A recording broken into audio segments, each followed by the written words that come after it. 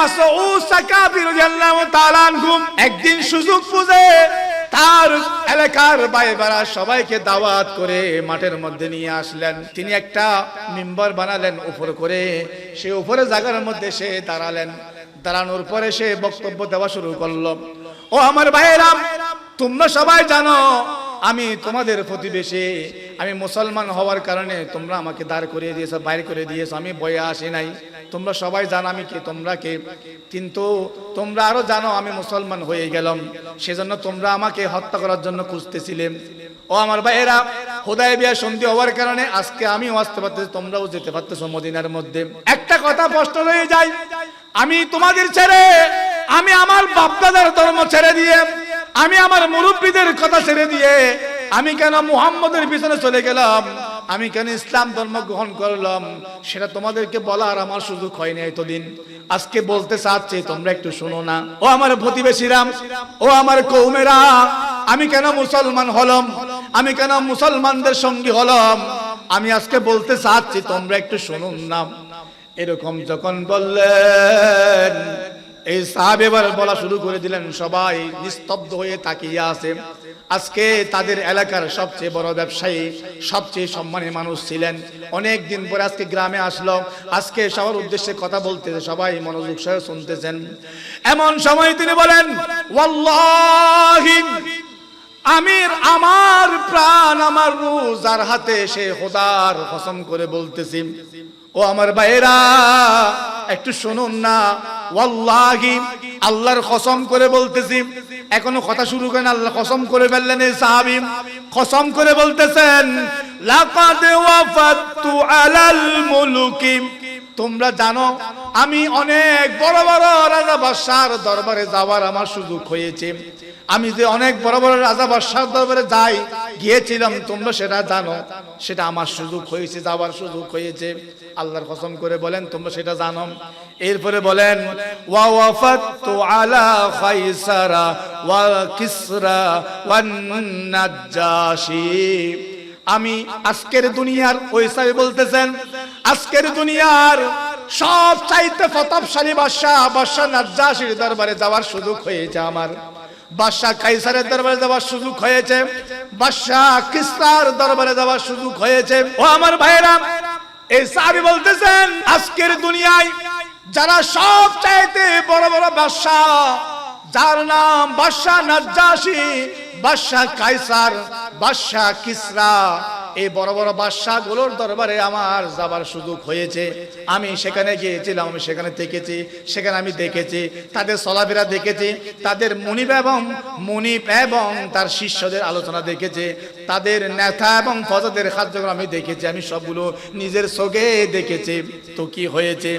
এবার বলতেছেন, ওয়াল্লাহি, আল্লাহর কসম, আল্লাহর কসম করে আবার বলতেছেন, ইন রাআইতু মালিকান কাত্তু তাআজ্জামাহু আসহাবুহু, আমি এমন কোন সহচরকে দেখি নাই যে তার বাদশাকে এরকম করে শ্রদ্ধা নিবেদন করতে, এরকম করে মহব্বত করতে, এরকম করে ভালোবাসতে, এরকম করে সম্মান করতে আমি কোন রাজা বাদশার তার অধীনস্থদেরকে, তার ফজাদেরকে এরকম সম্মান করতে দেখি নাই, এরকম তাজিম করতে দেখি নাই, যেরকম মা ইউআজ্জিমু আসহাবু মুহাম্মাদিন সাল্লাল্লাহু আলাইহি ওয়াসাল্লাম, মুহাম্মাদুন সাল্লাল্লাহু আলাইহি ওয়াসাল্লাম যেভাবে করে মুহাম্মদ সাল্লাল্লাহু আলাইহি ওয়াসাল্লামের অনুসারীরা মুহাম্মদ সাল্লাল্লাহু আলাইহি ওয়াসাল্লামকে তাজিম করে, শ্রদ্ধা করে, ভালোবাসে, সম্মান করে, এরকম সম্মান আমি অন্য কোন বাদশার দরবারে দেখি নাই। সুবহানাল্লাহ। কুরআন সুন্নাহর জ্ঞান তালাশ করার জন্য ঘর থেকে বের হয় আল্লাহর রহমতের ফেরেশতারা, ওই বান্দার সম্মানার্থে তাদের নুরানি ডানাগুলো বিছিয়ে দেন।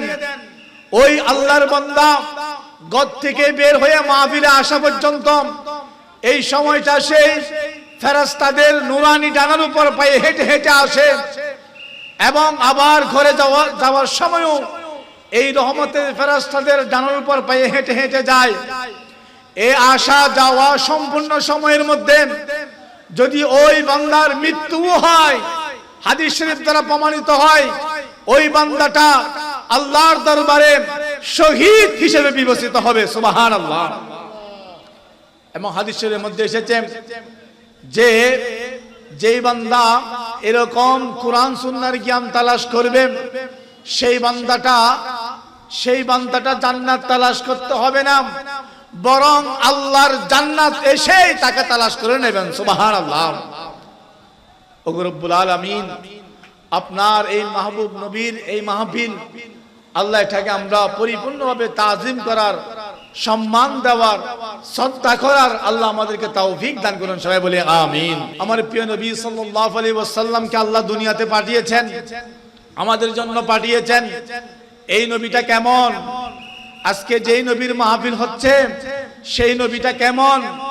খুদ আল্লাহ রাব্বুল আলামিন এই নবীটা কেমন সেটার বর্ণনা দিচ্ছেন কুরআনুল কারীমের সূরা বনী ইসরাঈল। আল্লাহ রাব্বুল বলেন, আউযু বিল্লাহি মিনাশ শাইতানির রাজীম, বিসমিল্লাহির রহমানির রহিম। ও আমার ভাইরা, পবিত্র কুরআন কারীমের 48 নম্বর সূরা, সূরাতুল ফাতহ, এই সূরা ফাতহার 8 নম্বর আয়াত, 9 নম্বর আয়াত, এই দুটো আয়াতের মধ্যে আল্লাহ তাআলা আমার রাসূল কেমন, আমার রাসূলের সাথে কেমন আচরণ করতে হবে, আমার রাসূলটা কি জন্য দুনিয়াতে এসেছে, এই সব কিছুর মধ্যে আল্লাহ রাব্বুল আলামিন সারাংশ বর্ণনা করে দিলেন। সুবহানাল্লাহ। আল্লাহ রাব্বুল আলামিন বলেন, ইন্না আরসালনাকা শাহিদাও ওয়া মুবাশশিরাও ওয়া নাযীরা লিতুমিনু বিল্লাহি ওয়া রাসূলিহি ওয়া তুআযযিরুহু ওয়া তুআত্তিরুহু ওয়া তুসাব্বিহুহু বুকরাতাও ওয়া আসীলা। সুবহানাল্লাহ। ও আমার ভাইরা, আল্লাহ রাব্বুল আলামিন এই আয়াতের মধ্যে আজকে যেই নবীর মাহফিল হচ্ছে, এত সুন্দর ডেকোরেশন করা হলো, এত সুন্দর স্টেজ করা হলো, এত সুন্দর মেহমানদারির আয়োজন করা হলো, যেই নবীর মাহফিল রুসিলায় ওই নবী সম্পর্কে আল্লাহ তাআলা এর মধ্যে বলতেছেন, ইন্না আরসালনাকা, নিশ্চয় আমি খোদা ও নবী আপনাকে পাঠিয়েছি, ও নবী আমি আপনাকে পাঠিয়েছি। আল্লাহ বলতেছেন, ও আমার মাহবুব নবী, ও আমার পেয়ারা নবী, আমি খোদা আপনাকে পাঠিয়েছি। কেমন করে পাঠালাম? আল্লাহ বলেন, শাহিদাও ওয়া মুবাশশিরাও ওয়া নাযীরা। সুবহানাল্লাহ। আল্লাহ এক নম্বরে বলেন শাহিদান, এখানে তিনটা কথা বললেন, শাহিদান ওয়া মুবাশশিরান ওয়া নাযীরান। এক নম্বরে বলেন শাহিদান, সাক্ষীদাতা হিসাবে। ও নবী, কাল হাসরের ময়দান যখন আমি খোদা কায়েম করব, আদম সন্তানদের যখন আমি বিচারের কার্যক্রম শুরু করব, তখন আপনি নবীর সাক্ষ্য গ্রহণ করে করে আমি খোদা সকল বান্দাদের বিচার করব। সুবহানাল্লাহ। এখন আমার রাসূল দুনিয়াতে থাকা অবস্থায় যা দেখেছেন, শুধু কি সেগুলার সাক্ষ্য নিবেন, নাকি এখন চলতেছে সেগুলোর সাক্ষ্য নিবেন? সেটা আল্লাহই ভালো জানেন। আল্লাহ রাব্বুল আলামিন আমার রাসূলকে কতটুকু দেখার সুযোগ দিয়েছেন, কতটুকুর সাক্ষ্য নেবেন, সেটা আল্লাহই ভালো জানেন। সুবহানাল্লাহ। আমার আল্লাহ এক নম্বরে বলেন, ও আমার মাহবুব নবী, আমি আপনাকে পাঠালাম শাহিদান হিসাবে। এবার দুই নম্বরে বলেন, ও মুবাশশিরান, ও নবী আমি আপনাকে সুসংবাদ দেওয়ার জন্য পাঠালাম। কার জন্য সুসংবাদ দেবে আল্লাহ? ও খোদা, আপনার নবী কাকে সুসংবাদ দেবেন একটু বলুন না। আয়াতের ব্যাখ্যার মধ্যে এসেছে, যারা নবী সাল্লাল্লাহু আলাইহি ওয়াসাল্লামকে নবী হিসেবে মেনে নিয়েছেন, নবী সাল্লাল্লাহু আলাইহি ওয়াসাল্লাম যে সুন্নাত নিয়ে এসেছেন সেগুলা যারা মেনে নিয়েছেন, নবী সাল্লাল্লাহু আলাইহি ওয়াসাল্লাম যেগুলা দিক নির্দেশনা দিয়েছেন সেগুলা যারা মেনে নিয়েছেন, এবং এই নবীকে যেরকম ভালোবাসা দরকার, ও আমার ভাইয়েরা, এই নবীকে যেরকম ভালোবাসা দরকার, যেরকম সম্মান দেওয়া দরকার, যেরকম তাজিম করা দরকার, যেরকম মোহব্বত করা দরকার, এরকম যারা মোহব্বত সম্মান করে থাকেন, আল্লাহ বলেন ও নবী আপনি তাদেরকে সুসংবাদ শুনিয়ে দেন। সুবহানাল্লাহ। এই বান্দাগুলো আপনি নবীর জন্য পাগল, আপনি নবীর জন্য দিওয়ানা।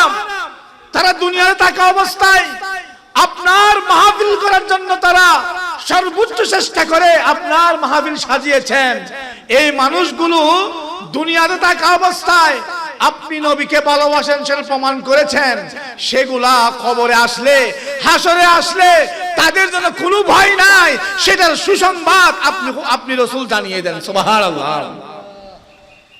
এবার পরের অংশের মধ্যে বলেন ওয়া নাযীরা, ও নবী আপনার উম্মতের মধ্যে যারা মুনাফিক আছে, যারা কালিমা লা ইলাহা ইল্লাল্লাহ মুহাম্মাদুর রাসূলুল্লাহ বিশ্বাস করে, নামাজ কালাম পরিপূর্ণ আদায় করে, কিন্তু আপনি নবীকে যেরকম ভালোবাসা দরকার, যেরকম মোহাম্মত করা দরকার, যেরকম সতর্ক থাকা দরকার, যেরকম তাজিম করা দরকার, সেরকম তারা থাকে না। আপনি নবীর শানে বেয়াদবি করে ফেলেন, আপনি নবীর শানে যেই সকল শব্দ যাবে না সেরকম শব্দ যারা ব্যবহার করে ফেলে, এরকম মানুষদেরকে তারা এরকম বেয়াদবি করলে খবরে আসলে তাদের জন্য ভয়াবহ পরিস্থিতি রয়েছে, হাসরের ময়দানে তাদের জন্য ভয়াবহ পরিস্থিতি রয়েছে, তাদের জন্য কঠোর জাহান্নামের ব্যবস্থা রয়েছে। এই জন্য এই বান্দাগুলোকে আপনি নবী নাযীরান সতর্ক করে দেন। সুবহানাল্লাহ। ও আমার ভাইরা খেয়াল করবেন, আল্লাহ বলেন ইন্না আরসালনাকা শাহিদান ওয়া মুবাশশিরান ওয়া নাযীরা, ও নবী আমি আপনাকে পাঠিয়েছি সাক্ষীদাতা হিসাবে। আপনি সাক্ষী দেবেন, আপনার থেকে সাক্ষী নেব। 2 নম্বরে বলেন আপনি নবীকে যেরকম ভালোবাসা দরকার, এরকম যারা ভালোবেসেছেন, যেরকম মোহব্বত করা দরকার সেরকম যারা মোহব্বত করেছেন, আপনি নবীর রীতিনীতি যারা মেনে নিয়েছেন, তাদেরকে আপনি সুসংবাদ শুনিয়ে দেন। কেননা আমি তাদের জন্য কবরে, হাসরে, জান্নাতের জন্য সুবিশাল ব্যবস্থা করেছি, এই জন্য আপনি তাদেরকে সুসংবাদ শুনিয়ে দেন। সুবহানাল্লাহ। এবং সাথে সাথে ওই সকল বান্দাদেরকেও আপনি রাসূল তাদেরকে সতর্ক করেন, তাদেরকে সাবধান করেন, যারা আপনি নবীর শানে বেয়াদবি করেন, যারা আমি আল্লাহর ওলিদের শানে বেয়াদবি করেন, যেই শব্দগুলো আপনি রাসূলের শানে যাবে না এরকম শব্দ উচ্চারণ যারা করে, তাদেরকে আপনি নবী সতর্ক করুন। কেননা তারা মরার পরে কবরে, হাসরে তাদের জন্য যে জিল্লতে আমি রেখেছি সেগুলো যেন আপনি তাদেরকে সতর্ক করে দেন। সুবহানাল্লাহ। আল্লাহ পাক আমাদের সবাইকে জানার, বুঝার, আমল করার তৌফিক দান করুন। সবাই বলি আমিন। প্যারা হাজিরিন, এই আয়াতের এই 8 নম্বর আয়াতের পরে 9 নম্বর আয়াতে আল্লাহ রাব্বুল আলামিন বলেন লিতুমিনু বিল্লাহি ওয়া রাসূলিহি ওয়া তুআযজিরুহু ওয়া তুআক্কিরুহু। সুবহানাল্লাহ। ও আমার ভাইরা একটু খেয়াল করুন, আল্লাহ রাব্বুল আলামিন সূরা ফাতর 9 নম্বর আয়াতের মধ্যে আল্লাহ ঘোষণা করে দিচ্ছেন আমরা কিভাবে এই নবীর সুসংবাদ পাবো, আমরা কিভাবে চললে, আমরা কি কাজ করলে নবী আমাদেরকে সুসংবাদ দেবেন। এই সুসংবাদটা আল্লাহ রাসূল যাকে দিচ্ছেন সেই মানুষটার কাছে কি রকম গুণ থাকতে হবে, আল্লাহ সেটার আয়াত, সেটার বর্ণনা এই আয়াতের মধ্যে দিচ্ছেন। আল্লাহ বলেন 1 নম্বরে লিতুমিনু বিল্লাহ, যে মানুষেরা, ও মানুষেরা, ও আদম সন্তানেরা, তোমরা আল্লাহ এবং রাসূলের উপর ঈমান আনো। সুবহানাল্লাহ। এক নম্বরে বলেছেন, ও মানুষেরা, ও আদম সন্তানেরা, ও লোকেরা, তোমরা আল্লাহ এবং তার রাসূলের উপর ঈমান আনো তথা কালিমা লা ইলাহা ইল্লাল্লাহু মুহাম্মাদুর রাসূলুল্লাহ সাল্লাল্লাহু আলাইহি ওয়াসাল্লাম, সুবহানাল্লাহ, এটার উপর পরিপূর্ণ ঈমান আনতে বলেছেন। ঠিক আছে, মানলাম। এবার 2 নম্বরে বলেন ওয়া তুআজ্জিরুহু ওয়া তুআক্কিরুহু, এই বিষয়টা একটু খেয়াল করবেন। ওয়া তুআজ্জিরুহু, এই নবীকে পরিপূর্ণ সম্মান প্রদান করো। ওয়া তুআক্কিরুহু, এবং পরিপূর্ণ শ্রদ্ধা নিবেদন করো। আল্লাহ 2টা কথা বলেছেন এর ভিতরে, ওয়া তুআজ্জিরুহু ওয়া তুআক্কিরুহু, ও বান্দারা তোমরা এই নবীকে পরিপূর্ণ সম্মান প্রদান করো, পরিপূর্ণ শ্রদ্ধা নিবেদন করো। এবার 3 নম্বরে বলেন ওয়া তুসাব্বিহুহু বুকুরাতাও ওয়া আসীলা, এবং সকাল থেকে সন্ধ্যা, সকাল সন্ধ্যা আল্লাহর পবিত্রতা ঘোষণা করো, সুবহানাল্লাহ। এখানে খেয়াল করবেন এই পয়েন্টটা। আল্লাহ শেষে বললেন যে কি, ওয়া তুসাব্বিহুহু বুকুরাতাও ওয়া আসীলা, সকাল সন্ধ্যা আল্লাহর পবিত্রতা ঘোষণা করো। সকাল মানে হচ্ছে ফজরের নামাজ, সন্ধ্যা মানে বাকি 4 ওয়াক্ত নামাজ। সুতরাং ফজর থেকে রাত পর্যন্ত আল্লাহর পবিত্রতা ঘোষণা করো। এই যে আমরা ফজর আজান হয়, একামত হয়, নামাজ হয়, জামাত শুরু হয়, নামাজের নিয়ত বাঁধি, সবগুলো আল্লাহু আকবার, আল্লাহু আকবার, আল্লাহু আকবার বলে আজান শুরু হয়, আল্লাহু আকবার বলে একামত শুরু হয়, আল্লাহু আকবার বলে নামাজ শুরু হয়। এরকম ফজর থেকে শুরু করে এশারের নামাজ এসে আমাদের আল্লাহর জিকির শেষ হয়, সুবহানাল্লাহ। তাহলে আমরা এখান থেকে বুঝতে পারলাম 5 ওয়াক্ত নামাজের কথা। প্রথম অংশ বলেছিলেন লিতুমিনু বিল্লাহি ওয়া রাসূলিহি, আল্লাহ এবং রাসূলের প্রতি ঈমান আনা মানে কালিমা তাইয়্যিবা। দেখেন এখানে 3টা পয়েন্ট আছে। একটা বলেছেন কালিমার কথা, আল্লাহ এবং রাসূলের প্রতি ঈমান আনা। 2 নম্বরে বলেছেন নবীর প্রতি, রাসূলের প্রতি সম্মান এবং শ্রদ্ধা প্রদর্শন করা, নবীর প্রতি সম্মান এবং শ্রদ্ধা। 3 নম্বরে বলেছেন নামাজ আদায় করো। দেখেন 3টা বিষয় কোরআন শরীফের আয়াত। 1 নম্বরে আল্লাহ বলেছেন ঈমানের কথা, 2 নম্বরে বলেছেন রাসূলের প্রতি ভালোবাসা, 3 নম্বরে বলেছেন নামাজের কথা। সুতরাং যদি আমরা ঈমানদার হয়ে থাকি তাহলে আগে আমাকে রাসূলের প্রতি সম্মান শ্রদ্ধা রাখতে হবে। রাসূলের প্রতি সম্মান শ্রদ্ধা রাখার পরে নামাজের কথা। এখন মনে করেন আমি নামাজে পরিপূর্ণ, ওদিকে কালিমা লা ইলাহা ইল্লাল্লাহর প্রতি ঈমান এনেছি, নামাজও আদায় করেছি, নামাজের মধ্যে পরিপূর্ণ, নামাজে পরিপূর্ণ কালিমা লা ইলাহা ইল্লাল্লাহু মুহাম্মাদুর রাসূলুল্লাহর জন্য জিহাদ করতে পারি, ময়দানে জীবন দিতে পারি, এই কালিমার জন্য, নামাজের জন্য জীবন দিতে পারি। 2টাই পরিপূর্ণ। 1 নম্বরে পরিপূর্ণ, 3 নম্বরে পরিপূর্ণ। মাঝখানে যেটা আছে ওয়া তুআজ্জিরুহু ওয়া তুআক্কিরুহু, নবীর প্রতি পরিপূর্ণ সম্মান, নবীর প্রতি পরিপূর্ণ শ্রদ্ধা। এই 2 জিনিসের মধ্যে যদি গ্যাপ থেকে যায়, এই 2 জিনিসের মধ্যে যদি খারাপ কিছু থেকে যায়, তাহলে নামাজও কবুল হবে না, ঈমানও পরিপূর্ণ হবে না, নাউজুবিল্লাহ। তাহলে আমরা বুঝতে পারলাম, এখান থেকে বুঝতে পারলাম যদি আমার নামাজ যা আদায় করতেছি, এই নামাজ কবুল হওয়ার জন্য ঈমান দরকার। আর ঈমান হবে কখন? যখন নবীর প্রতি সম্মান এবং শ্রদ্ধা, নবীর প্রতি সম্মান এবং শ্রদ্ধা, ওয়া তুআজ্জিরুহু ওয়া তুআক্কিরুহু, সম্মান এবং শ্রদ্ধা থাকলেই ঈমানে পরিপূর্ণ হওয়া যাবে, সুবহানাল্লাহ। তাহলে এখান থেকে বুঝতে পারলাম আমরা যে যদি আমরা সবাই নিজেকে ঈমানদার দাবি করি, নিজে নামাজ কালাম পড়ি, কিন্তু মাঝখানে যেটা বলেছেন ওয়া তুআজ্জিরুহু ওয়া তুআক্কিরুহু, নবীর প্রতি সম্মান, নবীর প্রতি শ্রদ্ধা, এই জায়গায় যদি ভুল হয়ে যায় ভাই, এমন শব্দ বলে ফেললাম যেটা নবীর শানে যায় না, এমন কথা বলে ফেললাম যেটা নবীর শানে যায় না, তাহলে ভাই আমরা বড় ভুল করে ফেলবো। এই ভুল করার কারণে আমরা যে নামাজ পড়তেছি, কালিমার জন্য জিহাদ করতেছি, এই নামাজও কোনো কাজে আসবে না, এই জিহাদও কোনো কাজে আসবে না যদি নবীর প্রতি সম্মান পরিপূর্ণ না থাকে, নবীর প্রতি পরিপূর্ণ শ্রদ্ধা না থাকলে এই নামাজ কালামের কোনো কাজে আসবে না। আল্লাহ পাক আমাদের বোঝার তৌফিক দান করুন, সবাই বলে আমিন। একটু দরুদ শরীফ পড়ি। আল্লাহুম্মা সাল্লি আলা মাওলানা মুহাম্মদ ওয়া আলা আলি সাইয়্যিদিনা মাওলানা। প্যারা হাজির একটু খেয়াল করবেন, কালিমার প্রতি কারো দ্বিমত নাই, নামাজের প্রতি কারো দ্বিমত নাই। আজকে যে মাহফিল হচ্ছে, এই মাহফিল নিয়ে অনেকে দ্বিমত থাকতে পারে। নামাজের প্রতিও কোনো দ্বিমত নাই, কালিমার প্রতিও কোনো দ্বিমত নাই, এই মাহফিল নিয়ে দ্বিমত থাকতে পারে। এই মাহফিলটা এরকম কেন হচ্ছে? ও আমার ভাইয়েরা, একটু ঠান্ডা মাথায় চিন্তা করুন, এই মাহফিলটা কেন হচ্ছে? যারা করছে তাদেরকে জিজ্ঞেস করুন। ও ভাইয়েরা, ও আমার প্রতিবেশীরা, ও আমার মুরব্বীরা, ও বড় ভাইয়েরা, ও ছোট ভাইয়েরা, আপনারা এই মাহফিল কেন করতেছেন? প্রশ্ন করুন। সবাই এক বাক্যে জবাব দেবে, আমি নবীকে ভালোবাসি, নবীকে শ্রদ্ধা করি, নবীকে সম্মান করি, এই জন্য আজকের এই মাহফিল। সুবহানাল্লাহ।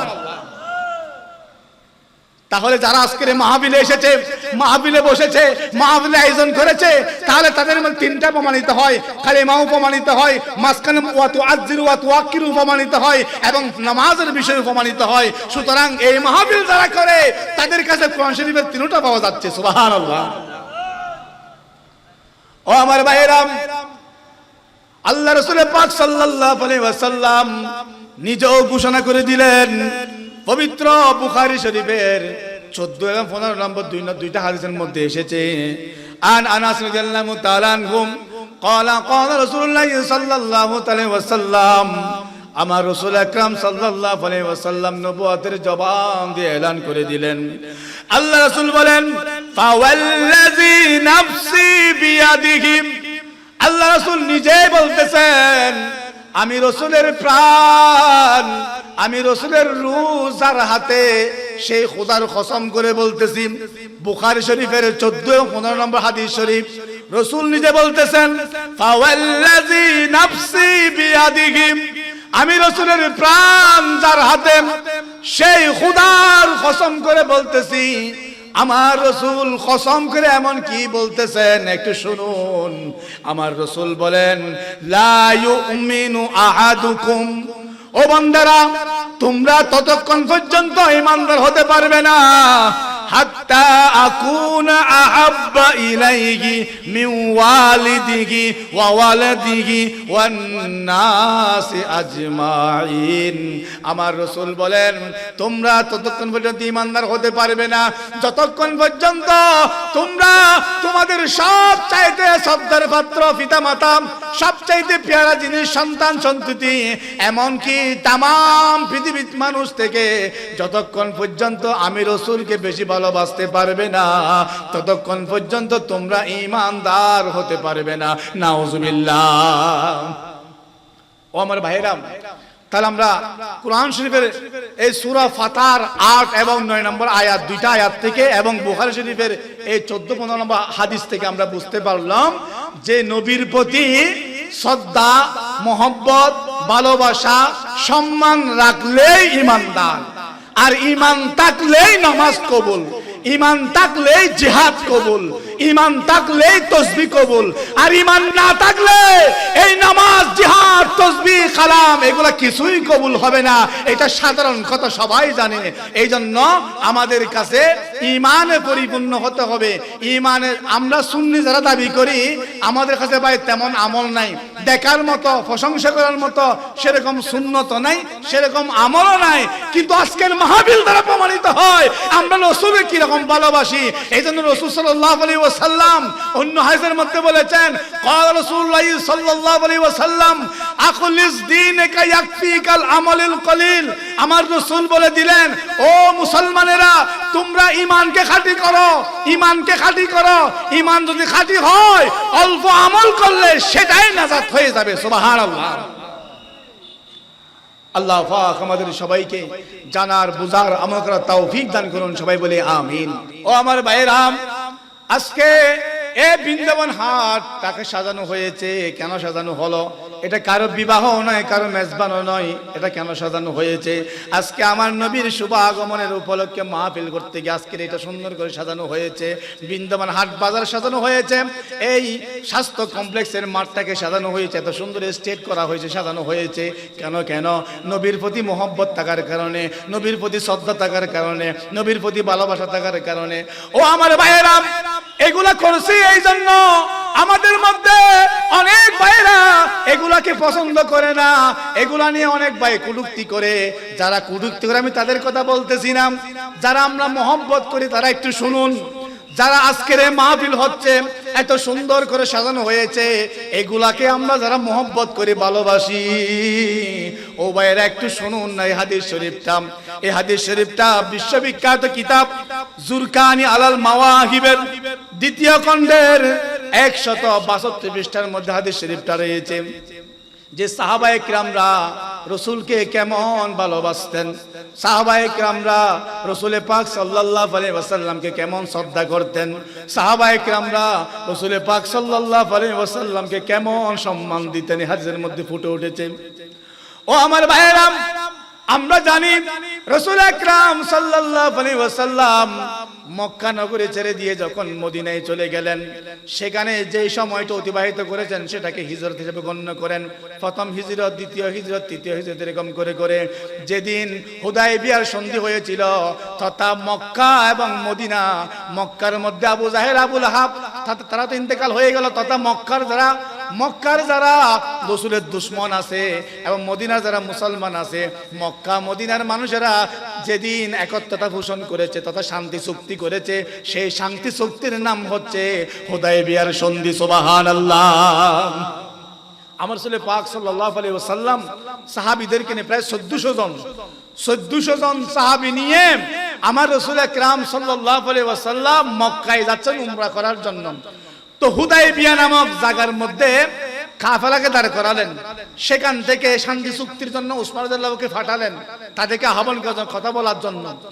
তো সেদিন মক্কার কুরাইশ এবং মদিনার বাসীদের মধ্যে যে একটা শান্তি চুক্তি হয়েছিল, সেই শান্তি চুক্তির নাম হচ্ছে হুদায়বিয়ার সন্ধি।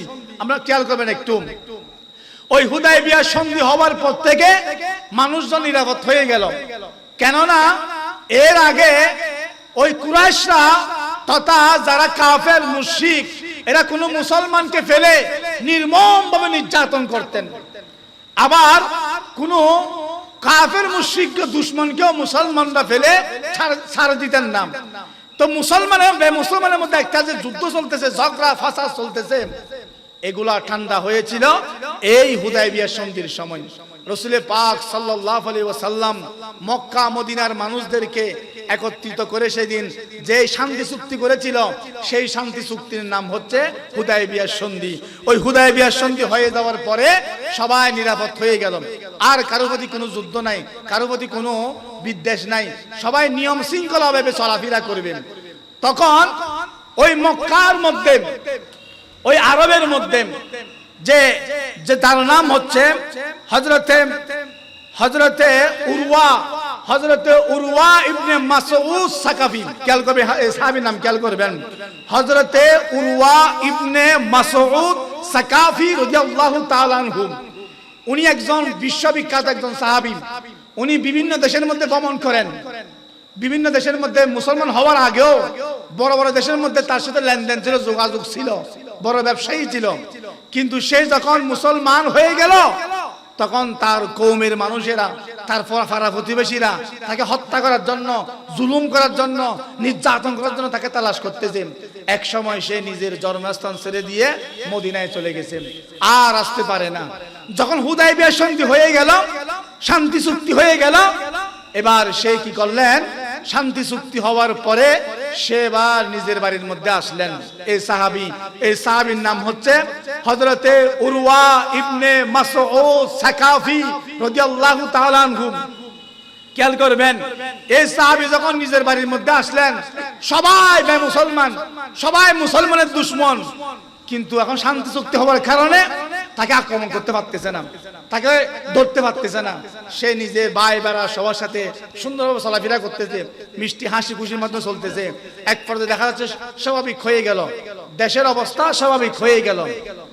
একদিন হযরতে উরওয়া ইবনে মাসউদ সাকাফি রাদিয়াল্লাহু তাআলা আনহু ওই কওমের মধ্যে যেটা মাঠ আছে, মাঠের মধ্যে তার ভাই বেড়া সবাইকে দাওয়াত দিয়ে নিয়ে আসলেন, তার এলাকার সবাইকে দাওয়াত দিয়ে নিয়ে আসলেন। খেয়াল করবেন আমার ভাইয়েরা, আজকে আমরা নবীকে মহব্বত করে আয়োজন করতেছে, এই হাদিসের মধ্যে প্রমাণ হচ্ছে সাহাবীরা নবীকে কেমন ভালোবাসেন। খেয়াল করবেন, হযরতে উরওয়া ইবনে মাসউদ সাকাফি রাদিয়াল্লাহু তাআলা আনহু একদিন সুযোগ বুঝে তার এলাকার ভাই বেড়া সবাইকে দাওয়াত করে মাঠের মধ্যে নিয়ে আসলেন।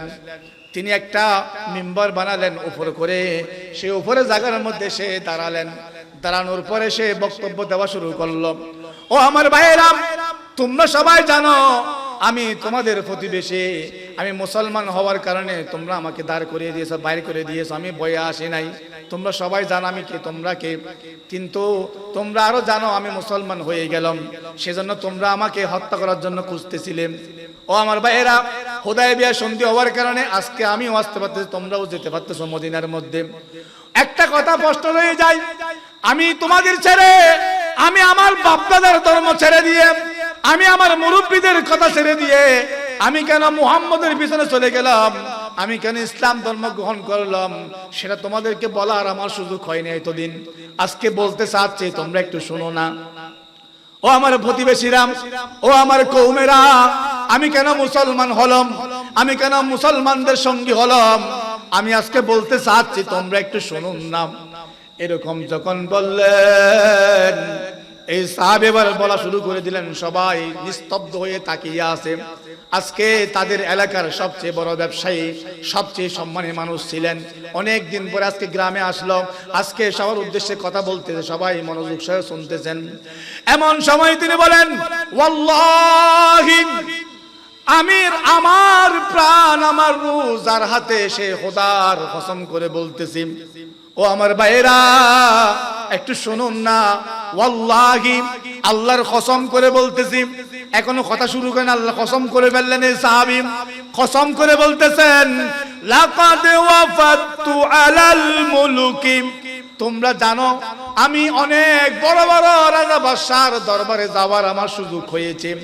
আমি যে অনেক বড় বড় রাজা বাদশার দরবারে যাই, গিয়েছিলাম, তোমরা সেটা জানো, সেটা আমার সুযোগ হয়েছে, যাওয়ার সুযোগ হয়েছে। আল্লাহর কসম করে বলেন, তোমরা সেটা জানো। এরপরে বলেন, ওয়া ওয়াফাতু আলা কাইসারা ওয়া কিসরা ওয়ান নাজ্জাশি, আমি আজকের দুনিয়ার, ওই সাহেব বলতেছেন, আজকের দুনিয়ার সব চাইতে প্রতাপশালী বাদশা নাজ্জাশির দরবারে যাওয়ার সুযোগ হয়েছে আমার, বাদশা কাইসারের দরবারে যাওয়ার সুযোগ হয়েছে, বাদশা কিসরার দরবারে যাওয়ার সুযোগ হয়েছে। ও আমার ভাইরা, এই সাহাবী বলতেছেন, আজকের দুনিয়ায় যারা সব চাইতে বড় বড় বাদশা, যার নাম বাদশা নাজ্জাশি, বাদশা কাইসার, বাদশা কিসরা, এই বড় বড় বাদশাগুলোর দরবারে আমার যাবার সুযোগ হয়েছে। আমি সেখানে গিয়েছিলাম, আমি সেখানে থেকেছি, সেখানে আমি দেখেছি তাদের চলাফেরা, দেখেছি তাদের মুনিব এবং তার শিষ্যদের আলোচনা দেখেছি, তাদের নেতা এবং ফজদের খাদ্যগুলো আমি দেখেছি, আমি সবগুলো নিজের চোখে দেখেছি। তো কি হয়েছে? এবার বলতেছেন, ওয়াল্লাহি, আল্লাহর কসম, আল্লাহর কসম করে আবার বলতেছেন, ইন রাআইতু মালিকান কত্তু তাআজ্জামাহু আসহাবুহু, আমি এমন কোন সহচরকে দেখি নাই যে তার বাদশাকে এরকম করে শ্রদ্ধা নিবেদন করতে, এরকম করে মহব্বত করতে, এরকম করে ভালোবাসতে, এরকম করে সম্মান করতে আমি কোন রাজা বাদশার তার অধীনস্থদেরকে, তার ফজাদেরকে এরকম সম্মান করতে দেখি নাই, এরকম তাজিম করতে দেখি নাই, যেরকম মা ইউআজ্জিমু আসহাবু মুহাম্মাদিন সাল্লাল্লাহু আলাইহি ওয়াসাল্লাম, মুহাম্মাদুন সাল্লাল্লাহু আলাইহি ওয়াসাল্লাম যেভাবে করে মুহাম্মদ সাল্লাল্লাহু আলাইহি ওয়াসাল্লামের অনুসারীরা মুহাম্মদ সাল্লাল্লাহু আলাইহি ওয়াসাল্লামকে তাজিম করে, শ্রদ্ধা করে, ভালোবাসে, সম্মান করে। এরকম সম্মান আমি অন্য কোন বাদশার দরবারে দেখি নাই। সুবহানাল্লাহ। কি বলেছেন তিনি? ও ভাইয়েরা, তোমরা জানো আমি অনেক রাজা বাদশার দরবারে যাওয়ার আল্লাহ আমাকে সুযোগ দিয়েছে। আমি বাদশাহ কায়সারকে দেখেছি, আমি বাদশাহ কিসরাকে দেখেছি, আমি বাদশাহ নাজ্জাশীকে দেখেছি। তার শিষ্যরা, তার অনুসারীরা তাকে কি রকম মোহাব্বত করে। কিন্তু মুহাম্মদ সাল্লাল্লাহু আলাইহি ওয়াসাল্লামের উম্মতেরা, মুহাম্মদ সাল্লাল্লাহু আলাইহি ওয়াসাল্লামের অনুসারীরা মুহাম্মদ সাল্লাল্লাহু আলাইহি ওয়াসাল্লামকে যেরকম শ্রদ্ধা করে, যেরকম সম্মান করে, যেরকম মুহাব্বত করে, এরকম শ্রদ্ধা সম্মান আমি আর কোন দরবারের মধ্যে দেখি নাই। সুবহানাল্লাহ। এই কথা বলার পরে ওই সাহাবী ডাক দিয়ে বলেন, ওয়াল্লাহি, আল্লাহর কসম, তিনি বলেন, ওয়াইজা আমরাহুম ইবতাদারু আমরাহু, যখন এই নবী কোনো কাজের আদেশ করতেন তখন তার সাহাবীরা, তার অনুসারীরা ওই কাজটা কার আগে কে করতে পারে এই প্রতিযোগিতার মধ্যে লেগে যায়। সুবহানাল্লাহ।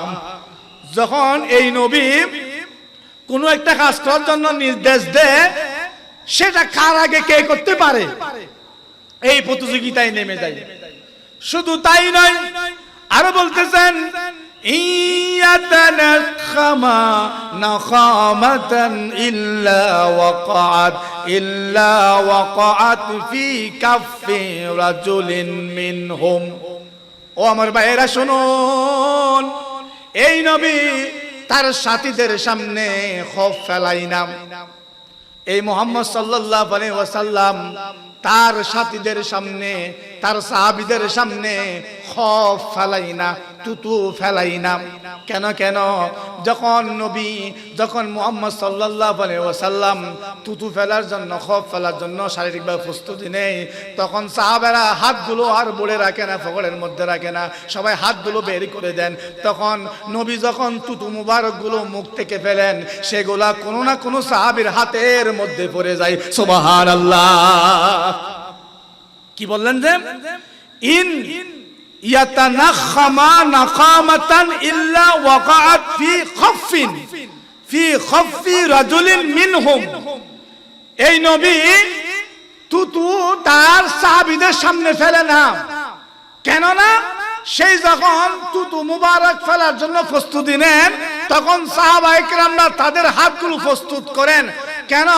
যখন ওই নবী যখন তুতু ফেলায়, সেগুলো তার সাহাবীদের, তার অনুসারীদের মধ্যে কারো না কারো হাতের মধ্যে পড়ে যায়। সুবহানাল্লাহ।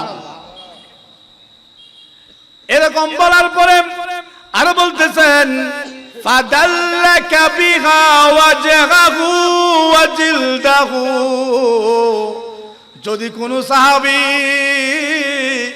এই নবীর তুতু মুবারক থেকে একটুখানি পেয়ে যায়, খৌফ মুবারক থেকে একটুখানি পেয়ে যায়, ওই তুতু মুবারক, ওই খৌফগুলো আলহামদুলিল্লাহ আলহামদুলিল্লাহ বলতে বলতে মুখের মধ্যে মালিশ করেন, শরীরের মধ্যে মালিশ করেন। সুবহানাল্লাহ।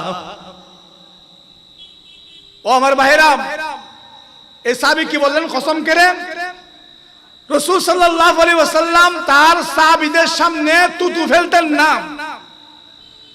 কেননা সেগুলা ফালা মাত্রই তার কোন না কোন সাহাবীর হাতের মধ্যে পড়ে যায়। সেগুলা এরকম করে সবাই পাগল, রাসূলের তুতুর জন্য, রাসূলের খৌফের জন্য সবাই পাগল। একটুখানি পাওয়া মাত্রই আলহামদুলিল্লাহ আলহামদুলিল্লাহ বলতে বলতে ওই তুতুগুলো, ওই খৌফগুলো মুখের মধ্যে মালিশ করেন, শরীরের মধ্যে মালিশ করেন। সুবহানাল্লাহ। এবার একটু হিসাব মিলাই দেখেন, আজকের দুনিয়ার মধ্যে সবচাইতে বড় বাদশা কারা? আমেরিকার প্রেসিডেন্ট, চীনের প্রেসিডেন্ট, রাশিয়ার প্রেসিডেন্ট। এরা হচ্ছে আজকের দুনিয়ার মধ্যে সবচেয়ে বড় শক্তিশালী সরকার, বাদশা মনে করেন। তো কি হয়েছে? আর আজকের দুনিয়াতে আমরা সবচাইতে বেশি ঘৃণা করি এই তুতুগুলো। একজনের তুতু একজনের গায়ের মধ্যে পড়লে, খবগুলো পড়লে সর্বনিকৃষ্ট, আমরা সর্বনিকৃষ্ট কাজের মধ্যে একটা কাজ হচ্ছে একজনের তুতু আর একজনের গায়ে ভরা। আর রাসূলের সাহাবীরা রাসূলের তুতুর জন্য পাগল ছিল, একটুখানি ফেলে সেটাকে আলহামদুলিল্লাহ বলতে বলতে মুখের মধ্যে মালিশ করেন। এবার আপনি এই ভালোবাসাটা কি দিয়ে হিসাব করবেন, এর হিসাব মিলিয়ে দেখেন। আমরা সামান্য একটা লাইটিং করলাম, একটু সুন্দর প্যান্ডেল করলাম, একটু স্টেজ করলাম, এগুলো অনেক ভাইয়ের বরদাস্ত হয় না। আর রাসূলের সাহাবীরা রাসূলের জন্য তুতু মুবারকগুলো পাওয়ার জন্য পাগল ছিল। সুবহানাল্লাহ। এবার হিসাব মিলিয়ে দেখেন। তো এবার আপনি রাসূলের এই সাহাবীদের এই ভালোবাসাটাকে আপনি কি দিয়ে মাপবেন? আমরা একটুখানি করতে গেলে এটা শিরিক হয়ে যায়, এটা বেদাত হয়ে যায়, এরকম করে আমাদের ভাইয়েরা আমাদেরকে কটাক্ষ করে। কিন্তু রাসূলের এই ভালোবাসাটা সাহাবীরা যে ভালোবাসতেছেন এরকম করে, এখন এটা কি দিয়ে মাপবেন?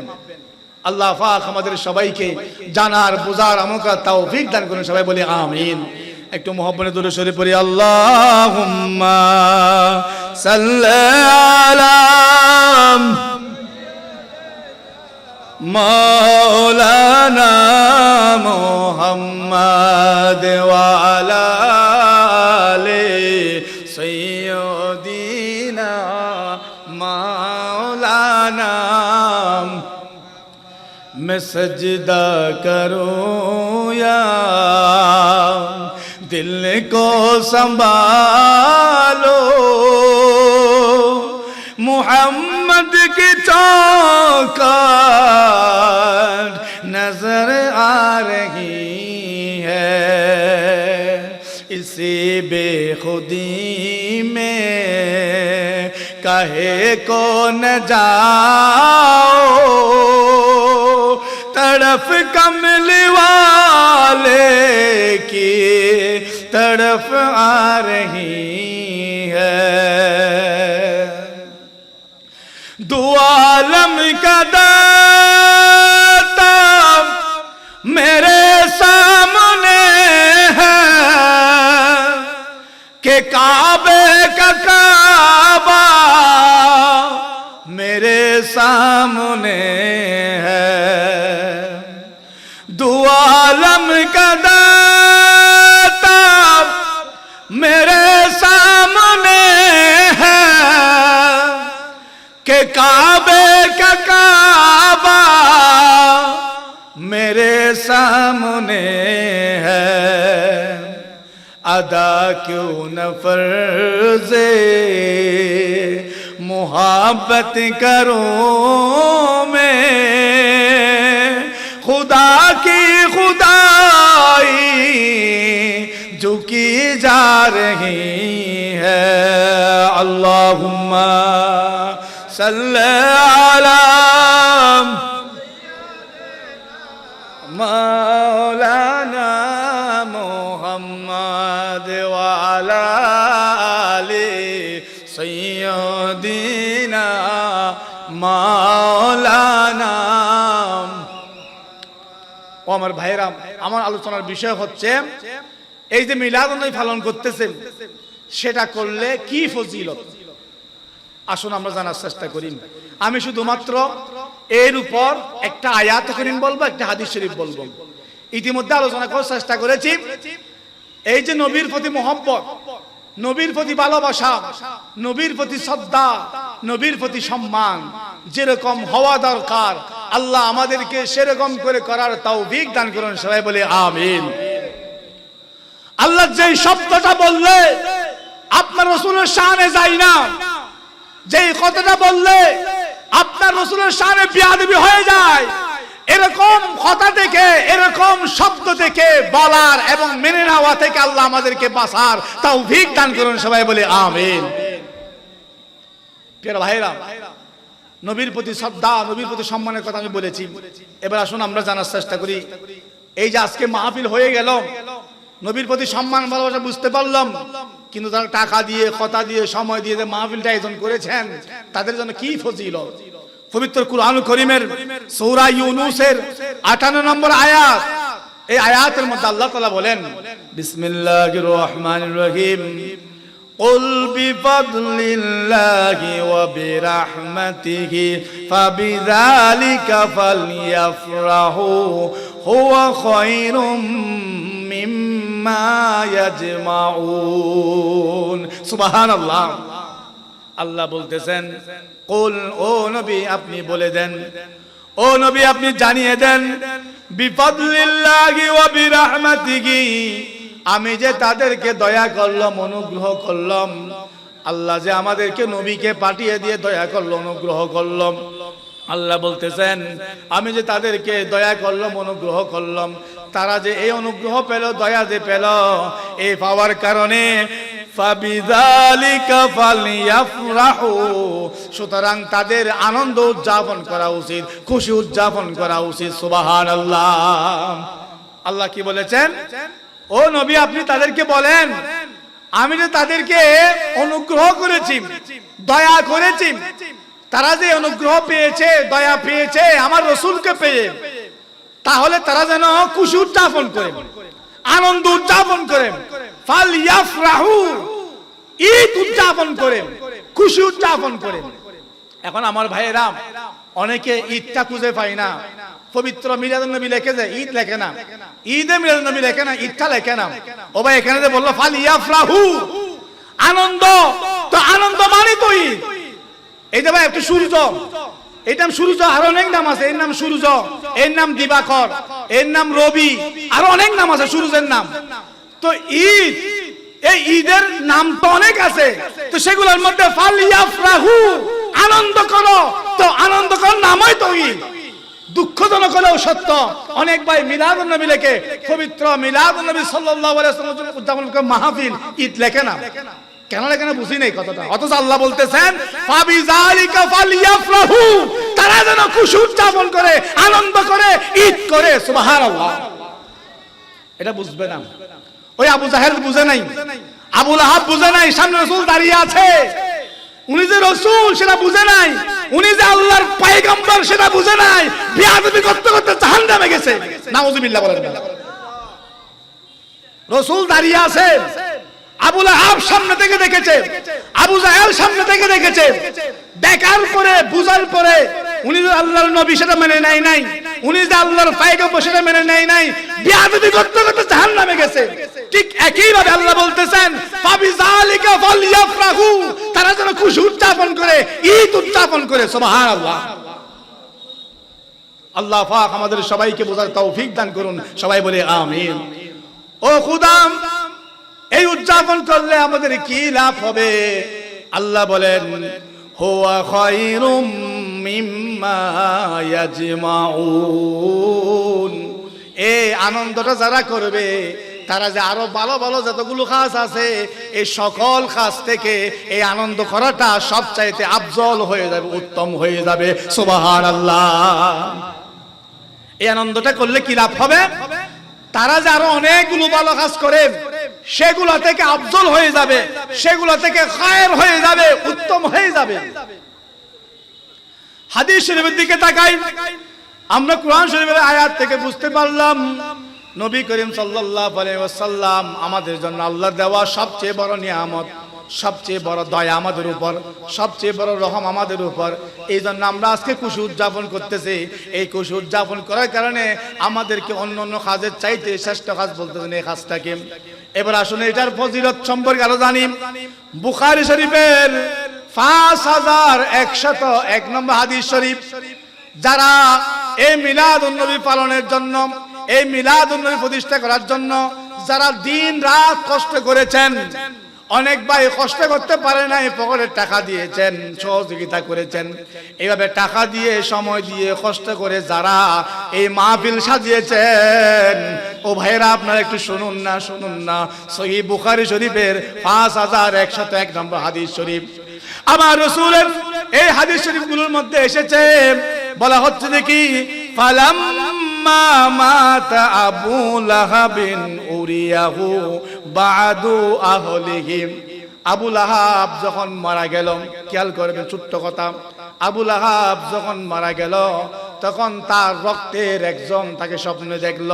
তো সেই রক্তের মধ্যে সেজনকে হাদিসের ব্যাখ্যার মধ্যে এসেছে তিনি আর অন্য কেউ নয়, আবু লাহাবের আপন ভাই হযরতে আব্বাস রাদিয়াল্লাহু তাআলা আনহু। আব্বাস রাদিয়াল্লাহু তাআলা আনহু মুসলমান হয়েছে, কিন্তু আবু লাহাব মুসলমান হয় নাই। সে কিরকম আমরা জানি।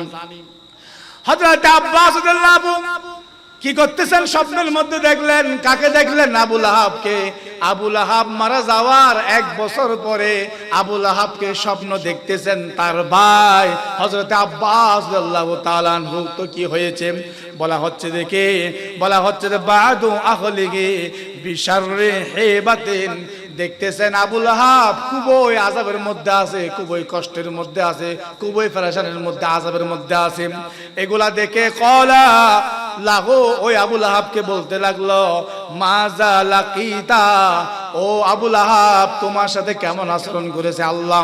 এই কথা বলা মাত্র কলা আবু লাহাব বলেন, লাম আলকা বাদাকুম গায়রা আবি সুকিতু ফি হাযিহি। আমি যেদিন থেকে তোমাদেরকে ছেড়ে চলে এসেছি সেদিন থেকে আমি খুবই আযাবের মধ্যে আছি, খুবই কষ্টের মধ্যে আছি। বিআতাকাতি সুয়াইবা, আর আমি যেদিন সুয়াইবাকে মুক্তি দিয়েছিলাম ওই দিনটা আসলে আল্লাহ তাআলা আমার খবরের আযাবকে maaf করে দেন। সুবহানাল্লাহ। খেয়াল করবেন এই হাদিস শরীফটা সহিহ বুখারী শরীফের 5101 নম্বর হাদিস শরীফ। যারা আজকের মাহফিল সাজিয়েছেন, যারা আজকের মাহফিল সাজানোর জন্য সহযোগিতা করেছেন, এটা সবার জন্য। এখানে কি বলা হচ্ছে? আবু লাহাবকে স্বপ্নে দেখলো মারা যাওয়ার 1 বছর পরে তার ভাই আব্বাস রাদিয়াল্লাহু আনহু। দেখতেছে আবু লাহাব খুবই ভয়ঙ্কর ভাবে আযাবের মধ্যে আছে।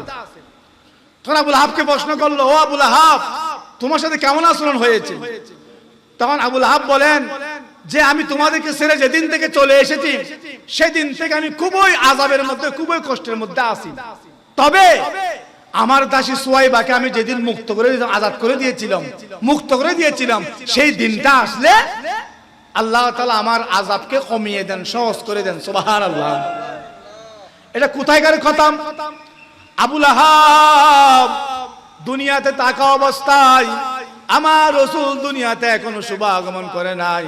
তার আগে আমার রাসূলের আব্বা জান ইন্তেকাল করেছেন, আব্দুল্লাহ ইন্তেকাল করেছেন। মা আমেনা বাবার বাড়ি চলে যায় নাই, শ্বশুর বাড়ির মধ্যে সবার সাথে আছে।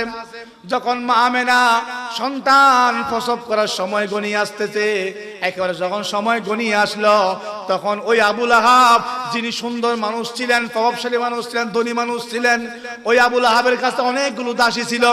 সেখান থেকে একজন দাসী সুয়াইবা, ওই সুয়াইবাকে আবু লাহাব বলতে লাগলেন, ও আমার দাসী সুয়াইবা, তুমি আজকে আমার মৃত ভাই আব্দুল্লাহর ঘরে মা আমেনাকে তুমি আজকে সেবা যত্ন করবে।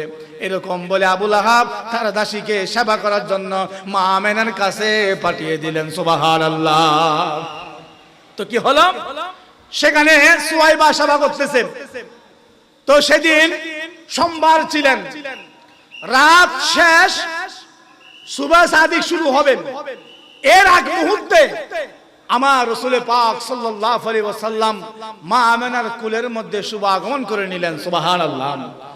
আমার রাসূল দুনিয়াতে শুভ আগমন করেছেন, মা আমেনার কুলের মধ্যে আছেন। এটা সর্বপ্রথম কে দেখতেছে? মা আমেনার সাথে ওই আবু লাহাবের দাসী সুয়াইবা সেবা করতেছে। যে সুয়াইবা দেখতেছে, সুয়াইবা দেখা মাত্র চোখ বড় বড় হয়ে গেল। হায়, আমার এত বছর বয়স, আমি আজ এতদিন পর্যন্ত দুনিয়াতে আছি, কত সন্তান জন্মগ্রহণ করেছে দেখেছি, কত সন্তানকে লালন পালন করেছি, কত সন্তানকে আদর যত্ন করেছি, কিন্তু এটা কি আশ্চর্য সন্তান! এরকম সন্তান তো আমি জীবনে দেখি নাই। সে খুশিতে আত্মহারা হয়ে দৌড় দিয়েছেন মুনিবের ঘরের মধ্যে। মুনিবকে আবু লাহাব ঘরের মধ্যে চলে গেলেন। দেখতে আবু লাহাব নাক দেখে ঘুমাচ্ছে। এখন ডাক দিলে তো সমস্যা, মুনিব ঘুমাচ্ছে। ওই সুয়াইবা ঘরের বাইরে ছটফট করতেছে। কখন মুনিব দরজা খুলবে, মুনিব দরজা খুলবে, মুনিবকে কথাটা বলতে পারবে। অনেকক্ষণ পরে ওই আবু লাহাব তার কাজের কারণে দরজা খুললো। খোলা মাত্রই চোখটা এখনো ঘুমটা বাপ রয়েছে। এমন সময় ওই সুয়াইবা ওই আবু লাহাবের দাসে তার মুনিবকে বলিয়ে দিল, ও আমার মুনিব আবু লাহাব, তুমি আমাকে যে ঘরের মধ্যে পাঠালেন ওই মা আমেনার খেদমতের জন্য পাঠালেন। মা আমেনার কুলের মধ্যে আল্লাহ এমন একটা সন্তান দিয়েছেন, এটার চাইতে এরকম সুন্দর সন্তান আমি জীবনে দেখি নাই। দাসী গুলাম কত টাকা মূল্যের একজন দাসী। সে আবু লাহাব কি করলেন? তাকে আজাদ করে দিলেন, মুক্তি করে দিলেন। কেন? তাকে একটা সুসংবাদ দেওয়ার কারণে। ও আমার ভাইয়েরা, একটু খেয়াল করুন এবার। আবু লাহাব এই কারণে, শুধু এই কারণে বছরে একদিন নয়, মাসে একদিন নয়, ওই সোমবারটা প্রতি সপ্তাহে একবার আসে। প্রতি সপ্তাহে ওই সোমবার দিন আসলে তার আযাব কমানো হয়ে যায়, সহজ হয়ে যায়। এখন ও ভাই, এ আবু লাহাব তো খুশি হয়েছে নবী হিসাবে নয়, রাসূল হিসাবে নয়, বাইফুত হিসাবে খুশি হয়েছে। তো বাইফুত হিসাবে খুশি হওয়ার কারণে আল্লাহ তাকে এই মকাম দিচ্ছে। বাইফুত হিসাবে খুশি হয়েছে, নবী হিসাবে নয়, রাসূল হিসাবে নয়। আর আমরা যারা আবু লাহাবের বাইফুত নয়, আব্দুল্লাহর বেটা নয়, আব্দুল মুতালিবের নাতি নয়, এই মুহাম্মদ সাল্লাল্লাহু আলাইহি ওয়াসাল্লামকে নবী হিসেবে মেনে নিয়ে, পয়গম্বর হিসেবে মেনে নিয়ে, ওনার সুন্নত মেনে নিয়ে, ওনার ধর্ম মেনে নিয়ে, ওনার নামাজ মেনে নিয়ে আমরা যদি ওনার দিন মতো চলে যদি আজকে যদি খুশি হই, তাহলে সেটার জন্য প্রতিদান আল্লাহ কি দিবেন আল্লাহই ভালো জানেন। সুবহানাল্লাহ। ও ভাই, একটু চিন্তা করি, এ ভাই আবু লাহাবটা কে রে ভাই? আবু লাহাবটা কে? সে তো রাসূলের সবচেয়ে বড় দুশমন ছিল। একজন সবচেয়ে বড় দুশমনের মধ্যে একজন দুশমন ছিল। মুসলমান হয় নাই, কাফেরদের সর্দার, মুশরিকদের সর্দার সে। এবং সে এত বড় বেয়াদব ছিল, যার কারণে আল্লাহ তাআলা নিজেই আবু জাহেলের বিরুদ্ধে কোরআন শরীফ সরাসরি এরকম আসে নাই। আল্লাহ তাআলা আবু লাহাবের বিরুদ্ধে বলে দিলেন, তাব্বাত ইয়াদা আবি লাহাব, আবি লাহাবের দুই হাত ধ্বংস হোক। এরকম কট্টর ইসলাম বিরোধী হওয়ার পরও, এরকম কট্টর নবীর বিদ্বেষী হওয়ার পরও, নবীর আগমন নয়, বাইফুত হিসেবে খুশি হওয়ার কারণেও আল্লাহ তাকে নিরাশ করে নাই। আল্লাহ তাকে প্রতি সম্মান আসলে তার আযাব কমাই দেন। সুবহানাল্লাহ। আর আমরা যদি আবু লাহাব যদি কাফের হয়ে, মুশরিক হয়ে, নবীর দুশমন হয়ে যদি সে এরকম ফজিলত পায়, তাহলে আমরা যারা এই নবীকে মহব্বত করে ভালোবেসে নবী হিসেবে মেনে নিয়ে পালন করে থাকি আজকের এই মাহফিল, তাহলে কি দেবেন, কি সওয়াব দেবেন? এটা আল্লাহ হচ্ছে রব্বুল আলামিন। আর আজকে যে নবীর মাহফিলের দিন তাকে বানালেন রহমতুল লিল আলামিন। আল্লাহ হচ্ছে রব্বুল আলামিন। আজকে যে নবীর মাহফিলের তিনি তাকে বানালেন আল্লাহ রহমতুল লিল আলামিন। তো রহমতুল লিল আলামিনের মাহফিল করতেছি, আয়োজন হচ্ছে, সহযোগিতা করেছেন, এটার প্রতিদান, এটার যাজা, এটার সওয়াব কি দেবেন সেটা আল্লাহই ভালো জানেন। সুবহানাল্লাহ। আল্লাহ পাক আমাদের সবাইকে জানার বুঝার আমলকরার তৌফিক দান করুন। সবাই বলি আমিন। একটু মহব্বতে দরুদ শরীফ পড়ি। আল্লাহুম্মা সাল্লি আলা মাওলানা মুহাম্মাদ ওয়া আলা আলি সাইয়্যিদিনা।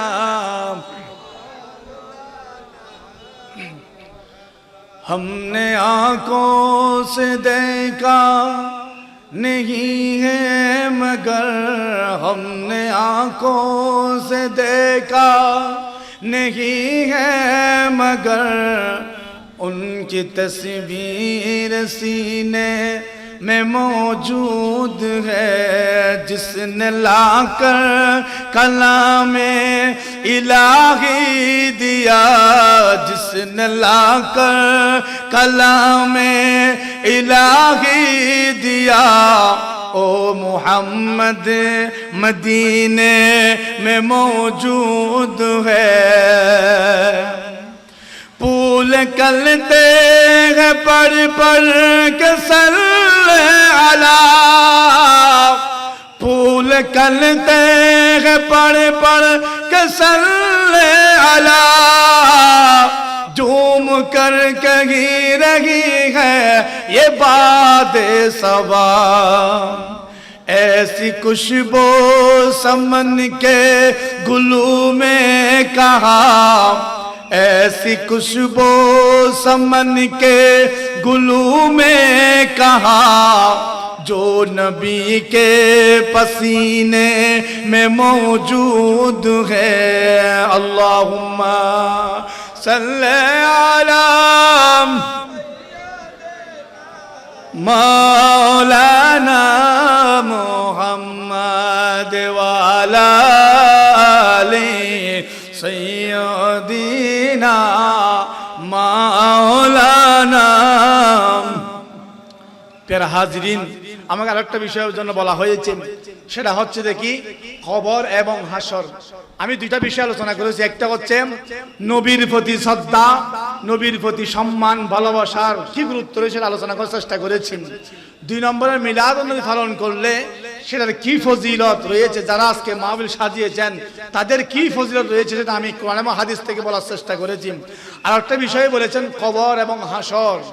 আসুন ও আমার ভাইরাম, আমরা জানি এই কবরের জীবনটা আমাদের জন্য কেমন জীবন। এই দুনিয়ার হায়াতটা সামান্য, আর কবরের হায়াতটা হচ্ছে চিরস্থায়ী। কবর এবং দুনিয়ার হায়াত একটু খেয়াল করবেন যে একজন মানুষ দুনিয়াতে থাকা অবস্থায় 40 বছর, 50 বছর, 60 বছর, 70 বছর, 80 বছর, 100 বছর, সর্বোচ্চ 120, 130, 130 মতো মানুষ আমাদের ফাইন্দাঙ্গে আছে কিনা আমার জানা নাই। 130 বছর হয়েছে কিনা, এর ভিতরে সবাই খবরে চলে যাচ্ছে। কিন্তু খবরে যে চলে গেছে, আমাদের কবরস্থানগুলোর মধ্যে এমন এমন খবর আছে যার দাফন হয়েছে 500 বছর আগে, যার দাফন হয়েছে 1000 বছর আগে। আমাদের বাংলাদেশে ইসলাম এসেছে কখন? ইখতিয়ারউদ্দিন বিন মুহাম্মদ বিন বখতিয়ার খলজি ইসলাম শাসন করেছে বাংলার মধ্যে 1204 সালে। 1204 সালে এই বাংলাদেশ মুসলমান রাষ্ট্র পরিণত হয়েছিল ইখতিয়ারউদ্দিন বিন মুহাম্মদ বিন বখতিয়ার খলজি। তাহলে আজকে 2025, 1204 সালে স্বাধীন হয়েছে মুসলমান দেশ। তাহলে এর আগে কত বছর আগে থেকে মুসলমান বসবাস এখানে? তাহলে এই কবরস্থানগুলোর মধ্যে লাশ, এমন এমন লাশ পড়ে আছে কত বছর আল্লাহ ভালো জানেন। তো এখন আমার প্রশ্ন হলো, এই যে দুনিয়ার হায়াত এবং কবরের হায়াত, আমার রাসূল সাল্লাল্লাহু আলাইহি ওয়াসাল্লাম বোঝাতে গিয়ে বলেন, একজন মানুষ একটা নৌকা নিয়ে, একজন মানুষ একটা নৌকা বা জাহাজ নিয়ে সাগরের দিকে রওনা দিল। যেদিকে যাচ্ছে সেদিকে কোনো কুল কিনা দেখা যাচ্ছে না। যেতে যেতে যেতে যেতে যেতে এমন দূরে চলে গেল, যেদিক থেকে আসছে সেদিকে আর কিছু দেখা যাচ্ছে না। ওই নৌকা দাঁড়িয়ে আছে, তার চতুর্পাশে তাকাচ্ছে, কোথাও কুল কিনারা দেখা যাচ্ছে না, শুধু পানি আর পানি, পানি আর পানি, পানি আর পানি। এরকম অবস্থায় গিয়ে ওই বান্দা তার হাতের 7 আঙ্গুল পানির মধ্যে দিবে, দিয়ে তুলবে। তোলার পরে মাঝখানে যে পানি আটকে রয়েছে 1 ফুটার 20 ভাগের 1 ভাগও হবে না। 1 ফুটা পানির 20 ভাগের 1 ভাগও হবে না হয়তো, যে পানি আটকে রয়েছে, যে পানি এখানে জমে রয়েছে আঙ্গুলের মধ্যে, শুধু ওই পানিটা হচ্ছে দুনিয়ার হায়াত। আর যে সাগরকে সাগর, কুল কিনারে দেখা যাচ্ছে না, এই সব কিছু হচ্ছে মরার পরের হায়াত। সুবহানাল্লাহ। এক কথাই বুঝিয়ে দিলেন। এখন প্রশ্ন জাগে, যে বান্দা কবরের মধ্যে সফল হবে, দুনিয়া থেকে যাওয়া মাত্রই কবরের মধ্যে মুনকার নাকির 2 জন ফেরেশতা আসবে। আমরা জানি এই 2 জন ফেরেশতার সাথে যদি তার পরীক্ষায় যদি সে সফল হয়ে যায়, ওই মুনকার নাকির ফেরেশতার সাথে পরীক্ষা দিতে গিয়ে যদি সে সফল হয়ে যায়, তাহলে সে এই সাগর পরিমাণ হায়াতটা সে জান্নাতে থাকবে। আর যদি ওই মুনকার নাকির ফেরেশতার প্রশ্নের মধ্যে সে যদি আটকে যায়, তাহলে এই সাগর পরিমাণ হায়াতটা সে কষ্টের মধ্যে থাকবে, জাহান্নামের মধ্যে থাকবে। এখন এই প্রশ্নটা কি করবে আমরা সকলেই জানি। সেদিন মুনকার নাকির 3টা প্রশ্ন নিয়ে আসবে। এই প্রশ্নগুলো কি আমরা জানি, উত্তরও আমরা জানি। এই প্রশ্নের মধ্যে বলা হচ্ছে তিরমিজি শরীফের 312 পৃষ্ঠার মধ্যে, তিরমিজি শরীফের 312 নম্বর হাদিস শরীফ বলা হচ্ছে, দেখি ফি কবরি, কবরের মধ্যে যখন একজন মইয়তকে রাখা হয়, ও আমার ভাইয়েরা একটু খেয়াল করবেন, একজন মইয়তকে যখন জানাজার নামাজ শেষ করে যখন কবরের মধ্যে রাখা হয়, ইদা কিলা লাহু ওই বান্দাকে প্রশ্ন করে মান রাব্বুকা ওয়া মা দীনুকা ওয়া মান নবিয়ুকা। সুবহানাল্লাহ। ওমর ভাইরা, ওই ফেরেশতা কি প্রশ্ন করবেন? দুইজন ফেরেশতা এসে কি বলবে যে প্রশ্ন কি সেটা আমরা জানি। আল্লাহ রাসূল বলতেছেন মান রাব্বুকা ওয়া মা দীনুকা ওয়া মান নবিয়ুকা। তিনটা প্রশ্ন করবেন, সেটাও আমরা জানি। তোমার খোদাকে, তোমার দ্বীন ইসলামকে, তোমার নবীকে। এই তিনটা প্রশ্নের জবাব দিলে পরীক্ষায় পাস। আর যদি পরীক্ষায় পাস হতে পারি এই সাগর পরিমাণ হায়াতটা জান্নাতে, আর এই পরীক্ষা যদি ফেল করি তাহলে সেই সাগর পরিমাণ হায়াতটা জাহান্নামে।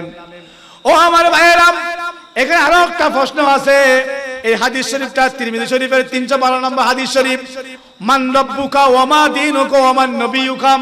এই তিনটা প্রশ্ন আমরা সকলেই জানি। কিন্তু আরেকটা হাদিস আছে, সেখানে শুধুমাত্র একটা প্রশ্ন করবে, তিনটা না, একটা প্রশ্ন করবে। এটাও সহিহ হাদিস, ওটাও সহিহ হাদিস। রাসূল পাক সাল্লাল্লাহু আলাইহি ওয়াসাল্লামের হাদিস শরীফটা তাও জামিউত তিরমিজি শরীফের 1071 নম্বর হাদিস শরীফ। ও আমার ভাইয়েরা, এই হাদিসটা আপনি গুগলের মধ্যে চার্জ দিলে পেয়ে যাবেন। এই হাদিসের মধ্যে শুধু একটা প্রশ্ন করবে, শুধুমাত্র একটা প্রশ্ন করবে, সেটা কি? আন আবি হুরায়রা রাদিয়াল্লাহু তাআলা আনহু, কবির শ্রবণ করেন, একজন মানুষকে যখন আমরা খবরের মধ্যে দিয়ে আসি সেখানে কি হয় সর্বপ্রথম সেটা বলতেছে। খবরে দেওয়া আসা মাত্র কি হয় সেটা হাদিসের মধ্যে বর্ণনা এসেছে। আমার রাসূলের প্রিয় সাহাবী হযরতে আবু হুরায়রা রাদিয়াল্লাহু তাআলা হতে বর্ণিত, ক্বালা রাসূলুল্লাহ সাল্লাল্লাহু আলাইহি ওয়াসাল্লাম, তিনি বলেন আমার রাসূল আকরাম সাল্লাল্লাহু আলাইহি ওয়াসাল্লাম নবুয়তের জবান দিয়ে এলান করে দিলেন, ঘোষণা করে দিলেন। কি বললেন? আমার রাসূল বলেন ইজা কুবিরাল মাইয়াতু, যখন মাইয়াতকে খবরের মধ্যে রাখা হয়, যখন খবরের মধ্যে মাইয়াতকে রেখে আসা হয়, আও ক্বালা আদুকুম আতাহু মালাকানে আসওয়াদানে আজরাকানে, তখন খবরের মধ্যে দুইজন ফেরেশতা আসেন। দুইজন ফেরেশতা, সেগুলা গায়ের রং কালো, আসওয়াদানে, দুইজনের গায়ের রং কালো এবং চক্ষুগুলো হচ্ছে নীল, সাদা নয়, নীল। দুইজন ফেরেশতা আসবে, ওই দুইজন ফেরেশতা গায়ের রং কালো থাকবে, চোখ থাকবে নীল রঙের। তো কি হয়েছে? ইউকালু আহাদিহিমা আল মুনকারু ওয়াল আখরুন নাকির। দুইজন থেকে একজনের নাম হচ্ছে মুনকার, আর একজনের নাম হচ্ছে নাকির। যে দুইজন ফেরেশতা আসবে, ওই দুইজন ফেরেশতার মধ্যে একজনের নাম হচ্ছে মুনকার, আর একজনের নাম হচ্ছে নাকির। তো কি হলো? এরপরে বলেন ফায়াকুলানে মা, তারা দুইজনে বলেন দেখি, ফায়াকুলানে, দুইজনে একসাথে প্রশ্ন করবে ওই মাইয়াতকে। একটা প্রশ্ন করবে, মা কুনতা তাকুলু ফি হাযিহি, মা কুনতা তাকুলু ফি হাযিহি, তুমি এই ব্যক্তি সম্পর্কে কি জানতে? সুবহানাল্লাহ। এর আগে হাদিসের মধ্যে কি বলেছেন? মান রাব্বুকা ওয়া মান দীনুকা ওয়া মান নবিয়ুকা। কিন্তু হাদিসের মধ্যে এই তিনটা না, একটা প্রশ্ন। সেটা কে? ওই মাইয়াতের সামনে মাইয়াতকে বসাবে, এরকম করে বসানোর পরে ওই ফেরেশতা দুইজন এসে মাইয়াতকে বসাবে। বসানোর পরে তার সামনে আমার রাসূলকে দাঁড় করিয়ে নেবেন। সুবহানাল্লাহ। আমার রাসূলকে দেখিয়ে বলবে যে কি, মা কুনতা তাকুলু ফি হাযিহি, ও মাইয়াত, তুমি এই মানুষ সম্পর্কে, এই ব্যক্তি সম্পর্কে তুমি কি বলতে?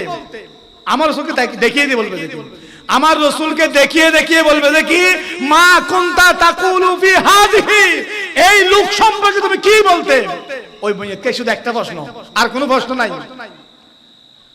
ওই মাইয়াত যদি ঈমানদার হয়, ওই মাইয়াত যদি মুমিন হয়, বলা হচ্ছে দেখি ওই মাইয়াত বলবেন ফি হাযার রাজুল, আমার রাসূল সম্পর্কে যখন এই প্রশ্ন করবেন, ফায়াকুল, ওই মাইয়াত বলবেন যে কি, মা কানা ইয়াকুলু, আমি এই সম্পর্কে জানি, হুয়া আব্দুল্লাহি, উনি হচ্ছে আল্লাহর বান্দা, ওয়া রাসূলুহু, এবং আল্লাহর মহান রাসূল। সুবহানাল্লাহ।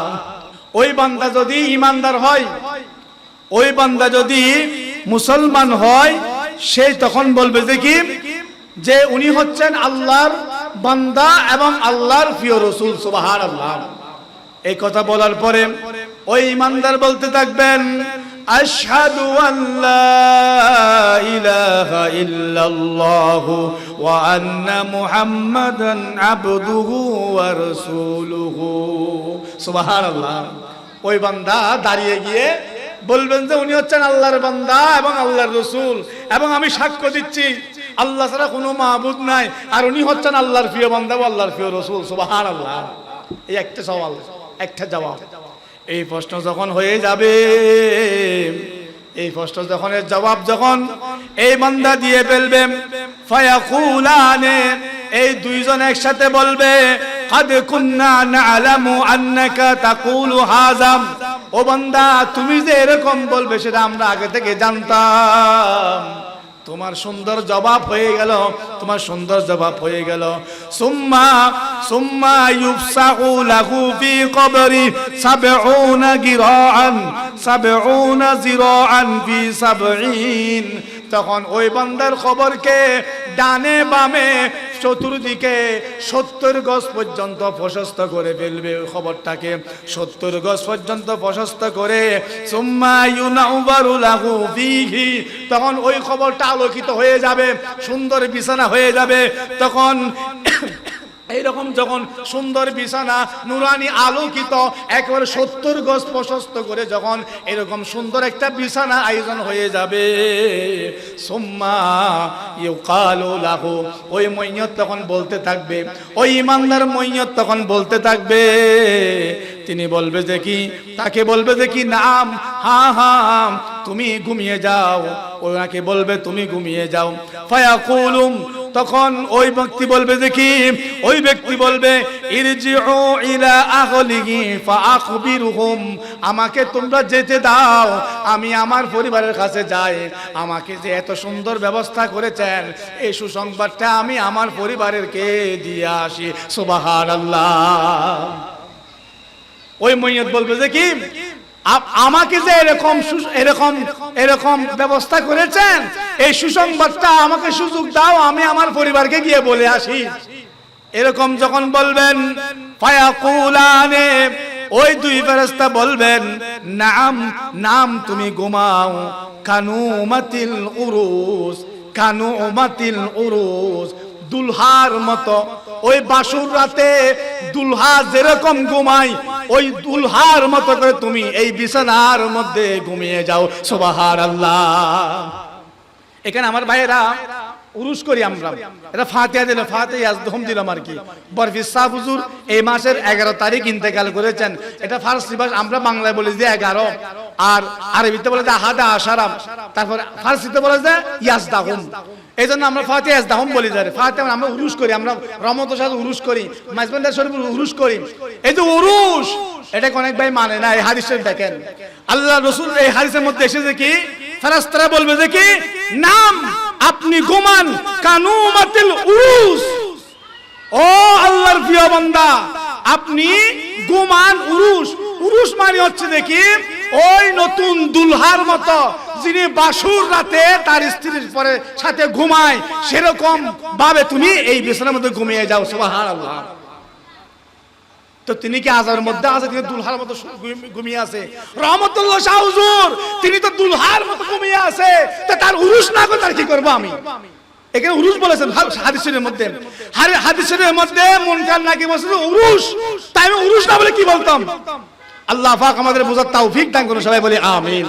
তো শুধু তাই নাই, এরকম যখন বলেন আল্লাযী লা ইউকিযুহু ইল্লা আহাব্বু আহলিহি ইলাইহি, ওই নতুন দুলহা তার বউয়ের সাথে যেদিন যে রাত প্রথম ঘুমায়, ওই ঘুমটা অন্য অন্য সময়ের মধ্যে তার মা বাবারা ডাকে, তার ভাইয়েরা ডাকে, তার ঘরের মানুষেরা ডাকে, কিন্তু বাসর রাতের ঘুমটা অন্য কেউ ডাকে না, নিজের বউয়ে ডাকে, নিজের স্ত্রী ডাকে। তে বলা হচ্ছে দেখি আল্লাযী লা ইউকিযুহু ইল্লা আহাব্বু আহলিহি ইলাইহি, তাকে কেউ ডাকবে না তার প্রিয়জন ছাড়া, ওই প্রিয় মানুষ ছাড়া আর কেউ তাকে ডাকবে না। এরকম আরামসে সে ঘুমিয়ে থাকবে। কতদিন ঘুমিয়ে থাকবে?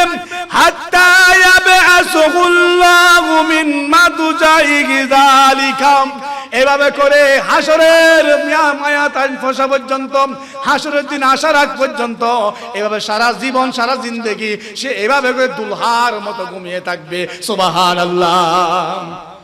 ওই যে সাগর পরিমাণ হায়াত বলছিলাম, ওই হায়াতটা সে দুলহার মতো করে ওই বিছানার মধ্যে ঘুমাবে। তারপরে বলতেছেন ওয়া ইন কানা মুনাফিকান, আর যদি সে মুনাফিক হয়, সে যদি মুনাফিক হয়, নামাজও পড়ে কালামও পড়ে কিন্তু রসুলকে শ্রদ্ধা করে না, রসুলকে ভাই বলে ফেলে, রসুলকে হাত নিচের দিকে নামানোর চেষ্টা করে, আমরা রসুলকে উপরে তুলতে চাই, সে নিচের দিকে নামাতে চাই, এরকম যারা মুনাফিক আছে, ওই মুনাফিক যখন খবরে যাবে ক্বালা সামিতুন নাস, সে বলবে যে মানুষরা বলতো আমি শুনেছি। এই লোকটাকে সম্পর্কে সে প্রশ্নের জবাব দেবে, মানুষরা বলতো আমি শুনেছি, এরকম বলে ইয়াকুলুনা ফাকুলতু মিসলাহু, মানুষরা যা বলতো আমিও তা বলেছি, মানুষরা যা বলতো আমিও তা বলেছি। লা আদরি, আমি চিনি না জানি না। আমার রাসূলকে দেখে দেখে বলবে যে কি আমি চিনি না জানি না। যে রাসূলের প্রতি পরিপূর্ণ শ্রদ্ধা রাখবে না, পরিপূর্ণ সম্মান রাখবে না, সেই সেদিন রাসূলকে চিনবে না, সেই সেদিন রাসূলকে চিনবে না। সে বলবে যে লা আদরি, আমি জানি না, আমি চিনি না। এরকম যখন বলে ফেলবে ফায়াকুলান, ওই দুই ফেরেশতা বলবে কাদ কুননা না'লামু আন্নাকা তাকুলু যালিকা, তুমি যে এরকম বলবে সেটা আমরা জানতাম, তুমি যে এরকম বলবে। ফায়ুকালু লিল আরদি তাইমা আলাইহি, তখন তাকে জমিনকে আদেশ করবে, জমিনের মধ্যে আদেশ করবে ফাতালতাইমু আলাইহি, জমিনকে আদেশ দিবে তাকে চেপে দাও। তখন জমিন এমন ভাবে চাপ দিবে যার কারণে ফাতাখতালিফু ফিহা আদলাউহু ফালা ইয়াজালু ফিহা মুআযযাবান, জমিন এমন ভাবে চাপ দিবে যার কারণে হাড্ডিগুলো একটার ভিতর একটা ঢুকে গিয়ে হাড়গুলো এমন শূন্য বিচ্ছিন্ন হয়ে যাবে, সেটা বলার মতো নয়। এরকম চাবাচাবি, এরকম হাড়গুলো ভাঙাভাঙি কতদিন চলবে? হাত্তা ইয়াবআসুহুল্লাহু মিন মাদজাইহি যালিকা, একেবারে হাসরের ময়দান পর্যন্ত এরকম ভাবে সে আযাবের মধ্যে তার জীবনটা যাবে। নাউযুবিল্লাহ। ওই সাগর পরিমাণ হায়াতটা সে এরকম আযাবের মধ্যে থাকবে। আর ইমানদার মুসলমান হলে সে দুলহার মতো ঘুমিয়ে থাকবে। আল্লাহ পাক আমাদের সবাইকে জানার বুঝার আমাকে তৌফিক দান করুন, সবাই বলে আমিন। আর হাসরের ময়দান যখন কায়েম হবে তখন সেখানে আল্লাহ আমার রাসূল কি দেবেন? আসা আইয়াবআতাকা রাব্বুকা মাকামান মাহমুদা, আমার আল্লাহ আমার রাসূলকে হাসরের ময়দানে মাকামে মাহমুদ দান করবে। মাকাম মাহমুদ মানে তো সুপারিশের স্থান। আমার আল্লাহ আমার রাসূলকে সুপারিশের স্থান দিয়ে দেবে। গুনাহগার উম্মতদেরকে ঈমান চেয়ে যারা যারা নবীকে শ্রদ্ধা করে, যারা যারা নবীকে মহব্বত করে, যারা যারা নবীকে ভালোবাসে, তারা তাদেরকে আল্লাহ খুঁজে খুঁজে সুপারিশ করে করে জান্নাতে দিয়ে দেবেন। সুবহানাল্লাহ। আল্লাহ পাক আমাদের সবাইকে জানার বুঝার আমাকে তৌফিক দান করুন, সবাই বলি আমিন। আমি এই তিনটা বিষয় আলোচনা করার চেষ্টা করেছি। নবীর প্রতি শ্রদ্ধা, নবীর প্রতি ভালোবাসা, নবীর প্রতি সম্মান, আজকের মাহফিল যারা করবেন তাদের ফজিলত, এবং কবরের মধ্যে গেলে একবারে তিনটা প্রশ্ন, আর শুধু একটা প্রশ্ন, এই ব্যক্তিটাকে রাসূলকে দেখিয়ে বলবে যে এই লোকটাকে যদি চিনতে পারি জান্নাত, চিনতে না পারলে জাহান্নাম। যে নবীর শানে বেয়াদবি করে, নবীকে ছোট করে, সে কিভাবে চিনবে? আল্লাহ পাক আমাদের সবাইকে জানার বুঝার আমাকে তৌফিক দান করে, সবাই বলে আমিন। আমরা এখানে মিলাদ কায়েমে দাঁড়াই, ইয়া নবী সালাম আলাইকা, বলে ভাই আপনি কে দাঁড়াইছেন কেন? এখানে নবী আছে নাকি? ও ভাই নবী আছে না, সে আল্লাহ ভালো জানেন।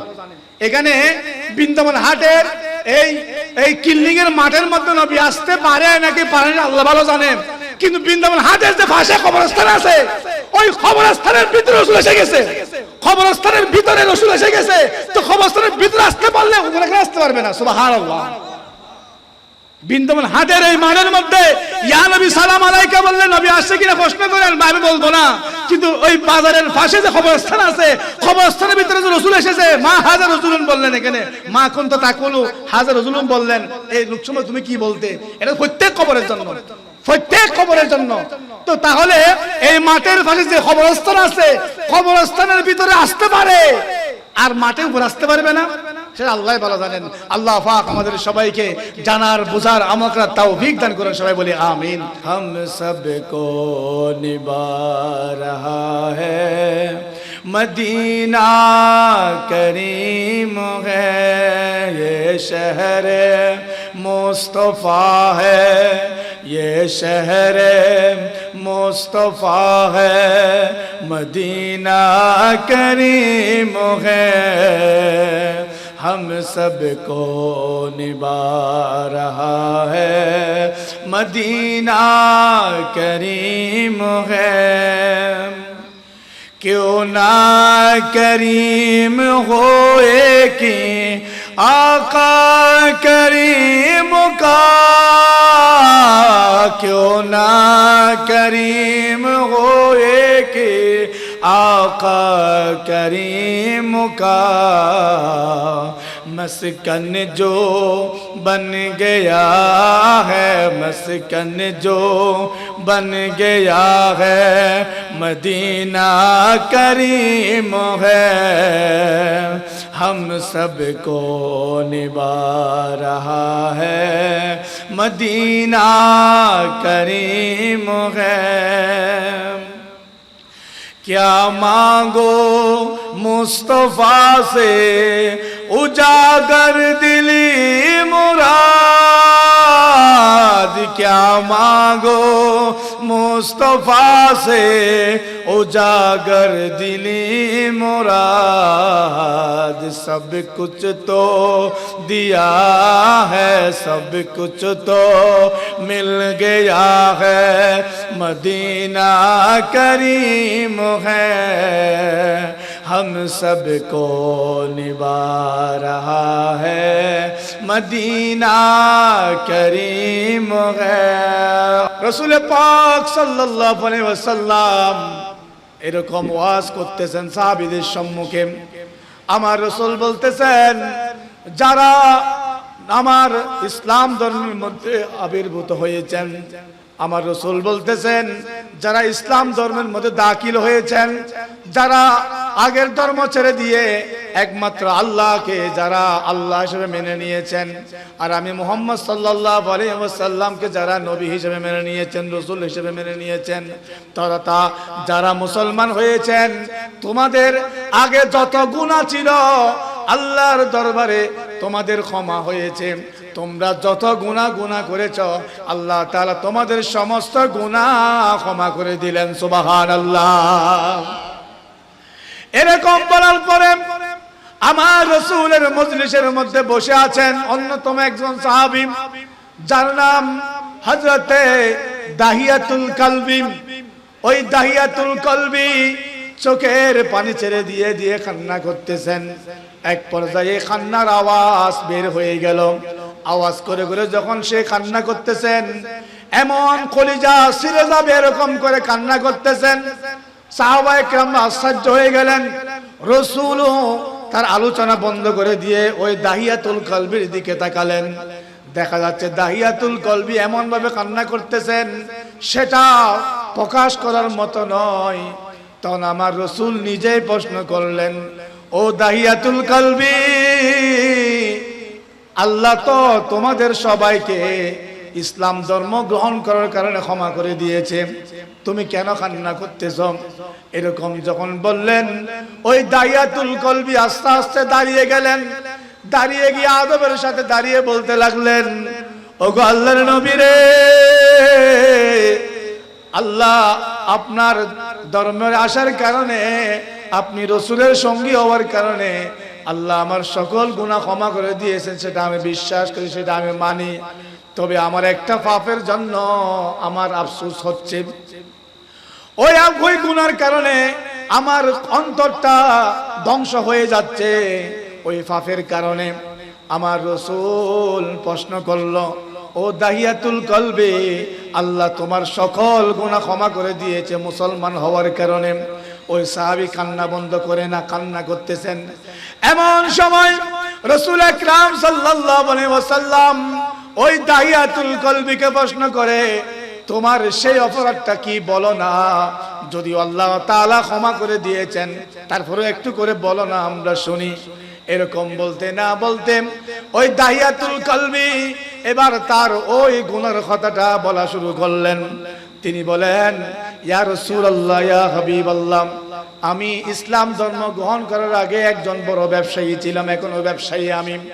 আমি ব্যবসার কারণে সুদূর ইয়েমেনে চলে যাই, সুদূর আফ্রিকায় চলে যাই, সুদূর চীন পর্যন্ত বিভিন্ন বড় বড় দেশের মধ্যে আমি ব্যবসার জন্য চলে যাই। তো আমার ঘরের মধ্যে ইসলাম ধর্ম গ্রহণ করার আরো অনেক আগে আমি আমার ঘরের মধ্যে যতগুলো ছেলে সন্তান হয়েছে সেগুলোকে আমি সুন্দর করে লালন পালন করেছি, কিন্তু মেয়ে সন্তান আমি সবাইকে নিজে হাতে জীবন্তভাবে হত্যা করেছি। আমার রাসূল কান্না করে বলেন, ও দাহিয়াতুল কলবি, তোমার গুনাহ ক্ষমা করে দিয়েছেন আল্লাহ মুসলমান হওয়ার কারণে। দাহিয়াতুল কলবি বলেন, ইয়া রাসূলুল্লাহ, ইয়া হাবিবাল্লাহ, আমার অন্য অন্য কন্যা যেগুলাকে আমি হত্যা করেছি সেগুলার জন্য আমার তেমন অনুতপ্ত হয় না, কারণ আমি কাউকে প্রথম দিন হত্যা করেছি, কাউকে দ্বিতীয় দিন হত্যা করেছি, কাউকে তৃতীয় দিন হত্যা করেছি, কিন্তু আমার জামিলাকে আমি যেদিন হত্যা করেছি সেই দিনের কথা আমার মনে পড়লে আমার কলিজাটা ভেঙে যায়। আমার রাসূল জানতে চাইলেন, তখন ওই সাহাবী বলতে লাগলেন, আমি আমার ব্যবসার জন্য চলে যাচ্ছি। এমন সময় আমার স্ত্রী গর্ভবতী ছিলেন। আমি আমার স্ত্রীকে স্ত্রীর পেটের মধ্যে হাত দিয়ে বলতে লাগলাম, ও আমার প্রিয়তম স্ত্রী, তোমার গর্ভের মধ্যে যে সন্তানটা আছে সেটা যদি পুত্র সন্তান হয় তাহলে আমার জন্য খুবই যত্ন করে সুন্দর করে লালন পালন করে তাকে বড় করবে, কিন্তু যদি কন্যা সন্তান হয় তাহলে আমার জন্য রাখবে না, তাকে তুমি হত্যা করে ফেলবে। এই বলে আমি ব্যবসার মধ্যে চলে গেলাম। ব্যবসা থেকে প্রায় 4 থেকে 5 বছর পরে আমি যখন আমার নিজের বাড়ির মধ্যে আসলাম, আমার বাড়ির বাউন্ডারির মধ্যে ঢোকা মাত্রই দেখতেছি একটা ছোট্ট মেয়ে, 4-5 বছরের বয়সের একটা সুন্দরী মেয়ে দূরে গিয়ে আমাকে জাপটে বেড়ায় ধরে বাবা বাবা করে বলতেছেন। আমি আশ্চর্য হয়ে গেলাম, এই মেয়েটা আমাকে বাবা কেন বলতেছে। আমি ওই মেয়েটাকে নিয়ে আমার ঘরের মধ্যে ঢুকলাম। ঘরের মধ্যে ঢুকে আমার স্ত্রীকে জিজ্ঞেস করলাম, ও আমার প্রিয়তম বিবি, এই মেয়েটা আমাকে কেন বাবা ডাকতেছে? তখন আমার স্ত্রী বলেন, এই কথা বলা মাত্র আমার স্ত্রী আমার পায়ের মধ্যে পড়ে গেলেন। পায়ের মধ্যে পড়ে গিয়ে কান্না করে বলতে লাগলেন, ও আমার প্রিয় স্বামী, আমি আমার অন্য সন্তানগুলোকে হত্যা করেছি, কিন্তু আমি এই মেয়েটাকে হত্যা করতে পারি নাই, কারণ আমি খেয়াল করলাম তুমি তো আমার থেকে দূরে চলে গেছো, কিন্তু এই মেয়েটাকে যখন আমি খেয়াল করলাম, এই মেয়েটার হাত বলেন, পা বলেন, মুখমণ্ডল বলেন, শরীর বলেন, আল্লাহ তাআলা আপনাকে যে চমৎকার ভাবে সৃষ্টি করেছেন, বানিয়েছেন, আপনার হুবহু এই মেয়েটার মধ্যে আমি দেখতে পাচ্ছি। এই জন্য আমি আপনার মোহব্বতে পড়ে আমি এই মেয়েটাকে হত্যা করতে পারলাম না। সুবহানাল্লাহ। এই কথা বলার পরে স্ত্রী আমার সাথে কান্না করে মাপ চাচ্ছে। আমি সেদিন, মেয়েটা তখন 4-5 বছরের বয়স হয়ে গেল, সেজন্য আমি সেদিন আর কিছু বললাম না। আমি আমার কাজের মধ্যে রুমের মধ্যে চলে গেলাম। চলে যাবার পরে দিন যাচ্ছে, মেয়েটা আমাকে এমন ভাবে বাবা বলতেছে, আমার দিন দিন ওই মেয়েটার প্রতি মহব্বত বেড়ে যাচ্ছে। আমি তার জন্য বিভিন্ন সুন্দর সুন্দর জিনিস আনতেছি, সুন্দর সুন্দর খেলনার জিনিস আনতেছি, তার সাথে আমার দিনটা ভালো হয়ে যাচ্ছে। একদিন আমার অন্তরের মধ্যে আবার সেই হিংস্রটা ঢুকে গেল, যে কন্যা সন্তান হওয়ার কারণে মানুষেরা বাজে কথা বলবে, মানুষেরা আমার সম্মানের মধ্যে আঘাত করে কথা বলবে, আমি দাহিয়াতুল কলবির শানে কথা বলবে, আমাকে বেইজ্জত হতে হবে, আমার মুখটা নিচু হতে পারে। এই কথাটা, এই কল্পনাটা আমার ভিতরে চলে আসলো। শুধু তাই নয়, এই মেয়েটাকে সুন্দর করে লালন পালন করে যখন আবার বিয়ে দিতে হবে, ওই বিয়ের মধ্যেও তো অনেক টাকা খরচ করে বিয়ে দিতে হবে। এই চিন্তা নিয়ে আমি দাহিয়াতুল কলবি আমার এই মেয়েটাকে আমি হত্যা করার জন্য মনস্থ করলাম। আমার স্ত্রী আমার এই কন্যার নাম রেখেছে জামিলা, মানে সুন্দরী, সুন্দরী নাম রেখেছে। আমি কিছুদিন পরে আমার স্ত্রীকে বললাম, ও আমার প্রিয়তম বিবি, আমার এই কন্যাটাকে আমার সাথে বেড়াতে যাওয়ার জন্য সাজগুজ করে দেন, আমি আমার বন্ধুর বাড়িতে বেড়াতে যাব। এই বলে মা মেয়েটাকে সাজগুজ করে দিচ্ছে। আর এদিকে দাহিয়াতুল কলবি তার রুমের মধ্যে গিয়ে যেগুলো জিনিসপত্র প্রয়োজন সেগুলো গাঁটটি বাঁধল। বাঁধার পরে এই মেয়েটাকে নিয়ে আস্তে আস্তে আস্তে সে রওনা দিল তার নিজের বাড়ি, নিজের কওমটা অতিক্রম করে। যখন আরবের মধ্যে তো মরুভূমি আর মরুভূমি, যেতে যেতে যেতে এমন জায়গায় চলে গেলেন, এমন পাহাড়ের কিনারায় চলে গেলেন, চতুর্দিকে চোখ ঘুরে দেখলেন কোথাও আর কোনো মানুষজনের কোনো আওয়াজ দেখা যাচ্ছে না, কোনো মানুষজনও দেখা যায় না, কোনো বাড়িঘরও দেখা যায় না, কোনো রাখালকেও দেখা যায় না। এরকম একটা নির্জন এলাকার মধ্যে গিয়ে সেই মেয়েটাকে থামালো। থামিয়ে এবার সে তার থলের ভিতর থেকে সেই কোদাল টোদাল এগুলো বের করলো। বের করে সে আস্তে আস্তে করে গর্ত করা শুরু করলো। বাবা জিজ্ঞেস করতেছে, ও আমার বাবা। ওই মেয়ে জিজ্ঞেস করতেছে, ও আমার বাবা, আপনি থামে গেলেন কেন? গর্ত কেন করতেছেন? আমি বললাম, এই গর্তের মধ্যে মূল্যবান একটা জিনিস আছে, সেটা তালাশ করার জন্য আমি খুঁজতেছি। এই বলে আমি ওই কোদাল দিয়ে গর্ত করা শুরু করলাম। ওই গর্ত করতে গিয়ে কিছু বালু আমার দাড়ির মধ্যে, চুলের মধ্যে পড়তেছে। আর আমার মেয়েটা আমাকে জড়িয়ে ধরে ধরে ওই দাড়িগুলোকে পরিষ্কার করে দিচ্ছে, ওই চুলগুলোকে পরিষ্কার করে দিচ্ছে। যখন গর্ত কুড়া শেষ হয়ে গেল, আমার মেয়েটা বাইরে খেলতেছে, একটু পাশে খেলতেছে। যখন গর্ত করা শেষ হয়ে গেল, আমি সেখান থেকে উঠে গেলাম। উঠে গিয়ে আমার মেয়েটা কোন দিকে দেখলাম, দেখতেছে আমার মেয়েটা খেলতেছে। এমন সময় আমার মেয়েকে ডাক দিলাম, ও জামিলা রে, একটু এখানে দেখে যাও, দেখে যাও গর্তের মধ্যে কি একটা জিনিস দেখা যাচ্ছে। এরকম বলতে না বলতে ওই আমার মেয়েটা দূরে গর্তের সামনে চলে আসলো। ওই দাহিয়াতুল কলবি তার আদরের কন্যা, এই সুন্দরী কন্যাকে সে নিজের হাতে নির্মম ভাবে ধাক্কা দিয়েছে। ধাক্কা দেওয়া মাত্রই সে ভিতরের মধ্যে পড়ে গেল। পড়ে যাওয়া মাত্রই আমার মেয়েটা বুঝতে পারলো যে তাকে হত্যা করা হবে, কেননা বাড়ির মধ্যে তো শুনে মেয়েদেরকে হত্যা করা হয়। আমার মেয়েটা বুঝতে পারলো যে তাকে হত্যা করা হচ্ছে। আমি আমার মেয়ের কান্নার দিকে আমার মনটা আটকাই নাই, আমি পাথর নিয়ে নিয়ে মারতেছি সেখানে। আমার মেয়েটা কান্না করে করে বলতে লাগলেন, ও আমার বাবা রে, আমি তোমাকে বড়ই ভালোবাসতাম। ও আমার বাবা রে, আমাকে ছেড়ে দাও, আমাকে যেতে দাও। আমি এমন জায়গায় চলে যাব যেখানে দাহিয়াতুল কলবি নামে কাউকে চিনে না, জানে না। আমার এই চেহারাটা আমি কোনোদিন আপনার চেহারার সামনে আনবো না। আমি এরকম জায়গার মধ্যে চলে যাব, আমাকে ছেড়ে দাও, আমাকে যেতে দাও। এরকম বলে বলে আমার মেয়েটা কান্না করতেছে। আমার অন্তরটা সেদিকে যায় না, যায় না। আমার অন্তরের মধ্যে হিংস্র এসে গেল। আমি পাথর মারতে মারতে মারতে তাকে একেবারে ওইখানে দাফন করে ফেলতেছি। আমার মেয়ের সর্বশেষ যে অবস্থা বের হলো সেটা হচ্ছে হাতটা উপরে দেখা যাচ্ছে, একটু করে দেখা যাচ্ছে। আমার মেয়েটা বলতে লাগলো, ও আমার বাবা রে, আমি আপনাকে অনেক অনেক ভালোবাসতাম। এই সর্বশেষ কথাটা শুনলাম। এরপরে আমি দাফন করে চলে আসলাম। এই কথা যখন বলতেছে, দাহিয়াতুল কলবিরও দাড়ি মুবারক ভিজে গেল কান্নার, সাহাবীদেরও দাড়ি মুবারক ভিজে গেল কান্নায়। আমার রাসূল আকরাম সাল্লাল্লাহু আলাইহি ওয়াসাল্লামেরও দাড়ি মুবারক গুলো কান্নায় ভিজে যাচ্ছে। এমন অবস্থায় চলতে লাগলেন। আমার রাসূল পাক সাল্লাল্লাহু আলাইহি ওয়াসাল্লাম এনাদের সবার সামনে বলে দিলেন, ও দাহিয়াতুল কলবি, তুমি কান্না বন্ধ করো, কান্না বন্ধ করো। তুমি ইসলাম ধর্ম গ্রহণ করার আগে যা গুনাহ করেছো, ইসলাম ধর্ম গ্রহণ করার পরে আল্লাহ তাআলা তোমার সকল গুনাহ ক্ষমা করে দিলেন। সুবহানাল্লাহ।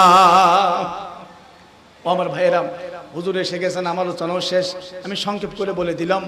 তাহলে এখান থেকে প্রমাণিত হয়, ও আমার মা বোনেরা, আপনারা একটু চিন্তা করে দেখেন, এই যে সাহাবীদের মধ্যে আবু বকর রাদিয়াল্লাহু, ওমর রাদিয়াল্লাহু, উসমান রাদিয়াল্লাহু, আলী রাদিয়াল্লাহু, এরা কিন্তু ইসলাম ধর্ম গ্রহণ করার আগেও ওনারা সম্মানী মানুষ ছিলেন আরবের মধ্যে। কিন্তু মহিলারা কি রকম ছিলেন একটু হিসাব করে দেখেন। তাদের কোনো মূল্য নাই, কোনো দাম নাই। তাদেরকে অন্য মানুষ দূরের কথা, নিজের বাবা একজন মেয়ের সবচাইতে নিরাপদ আশ্রয়ের স্থল, ওই নিজের বাবাই তাকে হত্যা করতেছে। তাহলে কিরকম অবস্থায় মেয়েদের ছিল? আজকে সেখান থেকে মেয়েদেরকে ইসলাম কোথায় নিয়ে এসেছে? পুরুষদের চাইতে মেয়েরা বেশি সুযোগ আদায় করা দরকার। ইসলাম আসার কারণে, ইসলাম পাওয়ার কারণে মেয়েরা বেশি সুযোগ আদায় করা দরকার। আল্লাহ পাক আমাদের সবাইকে বোঝার তৌফিক দান করুন, সবাই বলে আমিন। এই মেয়েদের কথা বলতে গেলে শেষ হওয়ার মতো নয়। একজন মেয়ে বিবাহের আগে মারা গেলে সে শহীদ বলেছেন হাদিসের মধ্যে। একজন মেয়ে বিবাহের পরে নামাজ পড়লে ডাবল সওয়াব বলেছেন। একদিকে আল্লাহর ইবাদত, আল্লাহর হক, আর একদিকে স্বামীর হক। আবার একজন মেয়ে গর্ভাবস্থায় হলে একজন গোলাম আজাদ করার মতো সওয়াব পাবে। ওই অবস্থায় মারা গেলে শহীদ হিসেবে বিবেচিত হবে। একজন মেয়েটা মারা গেছে, শুধু স্বামী যদি তার উপর সন্তুষ্ট থাকে, স্বামী যদি তার উপর সন্তুষ্ট থাকে, আল্লাহ তাকে জান্নাত দিয়ে দেবে। সুবহানাল্লাহ। অন্য রাওয়ায়াতের মধ্যে এসেছে একজন মহিলা যে রমজান মাসের রোজা আদায় করলেন এবং 5 ওয়াক্ত নামাজ আদায় করলেন এবং নিজের সতীত্ব আদায় করলে, পবিত্র রাখলে এবং স্বামীর খেদমত করলে, শুধু এই 4টা কাজ যে মহিলার মধ্যে পাওয়া যাবে। 1 নম্বরে বলেছেন 5 ওয়াক্ত নামাজ আদায় করা, 2 নম্বরে বলেছেন রমজান মাসের রোজা আদায় করা, 3 নম্বরে বলেছেন নিজের সতীত্বর পবিত্রতা রাখা, 4 নম্বরে বলেছেন স্বামীর হক আদায় করা।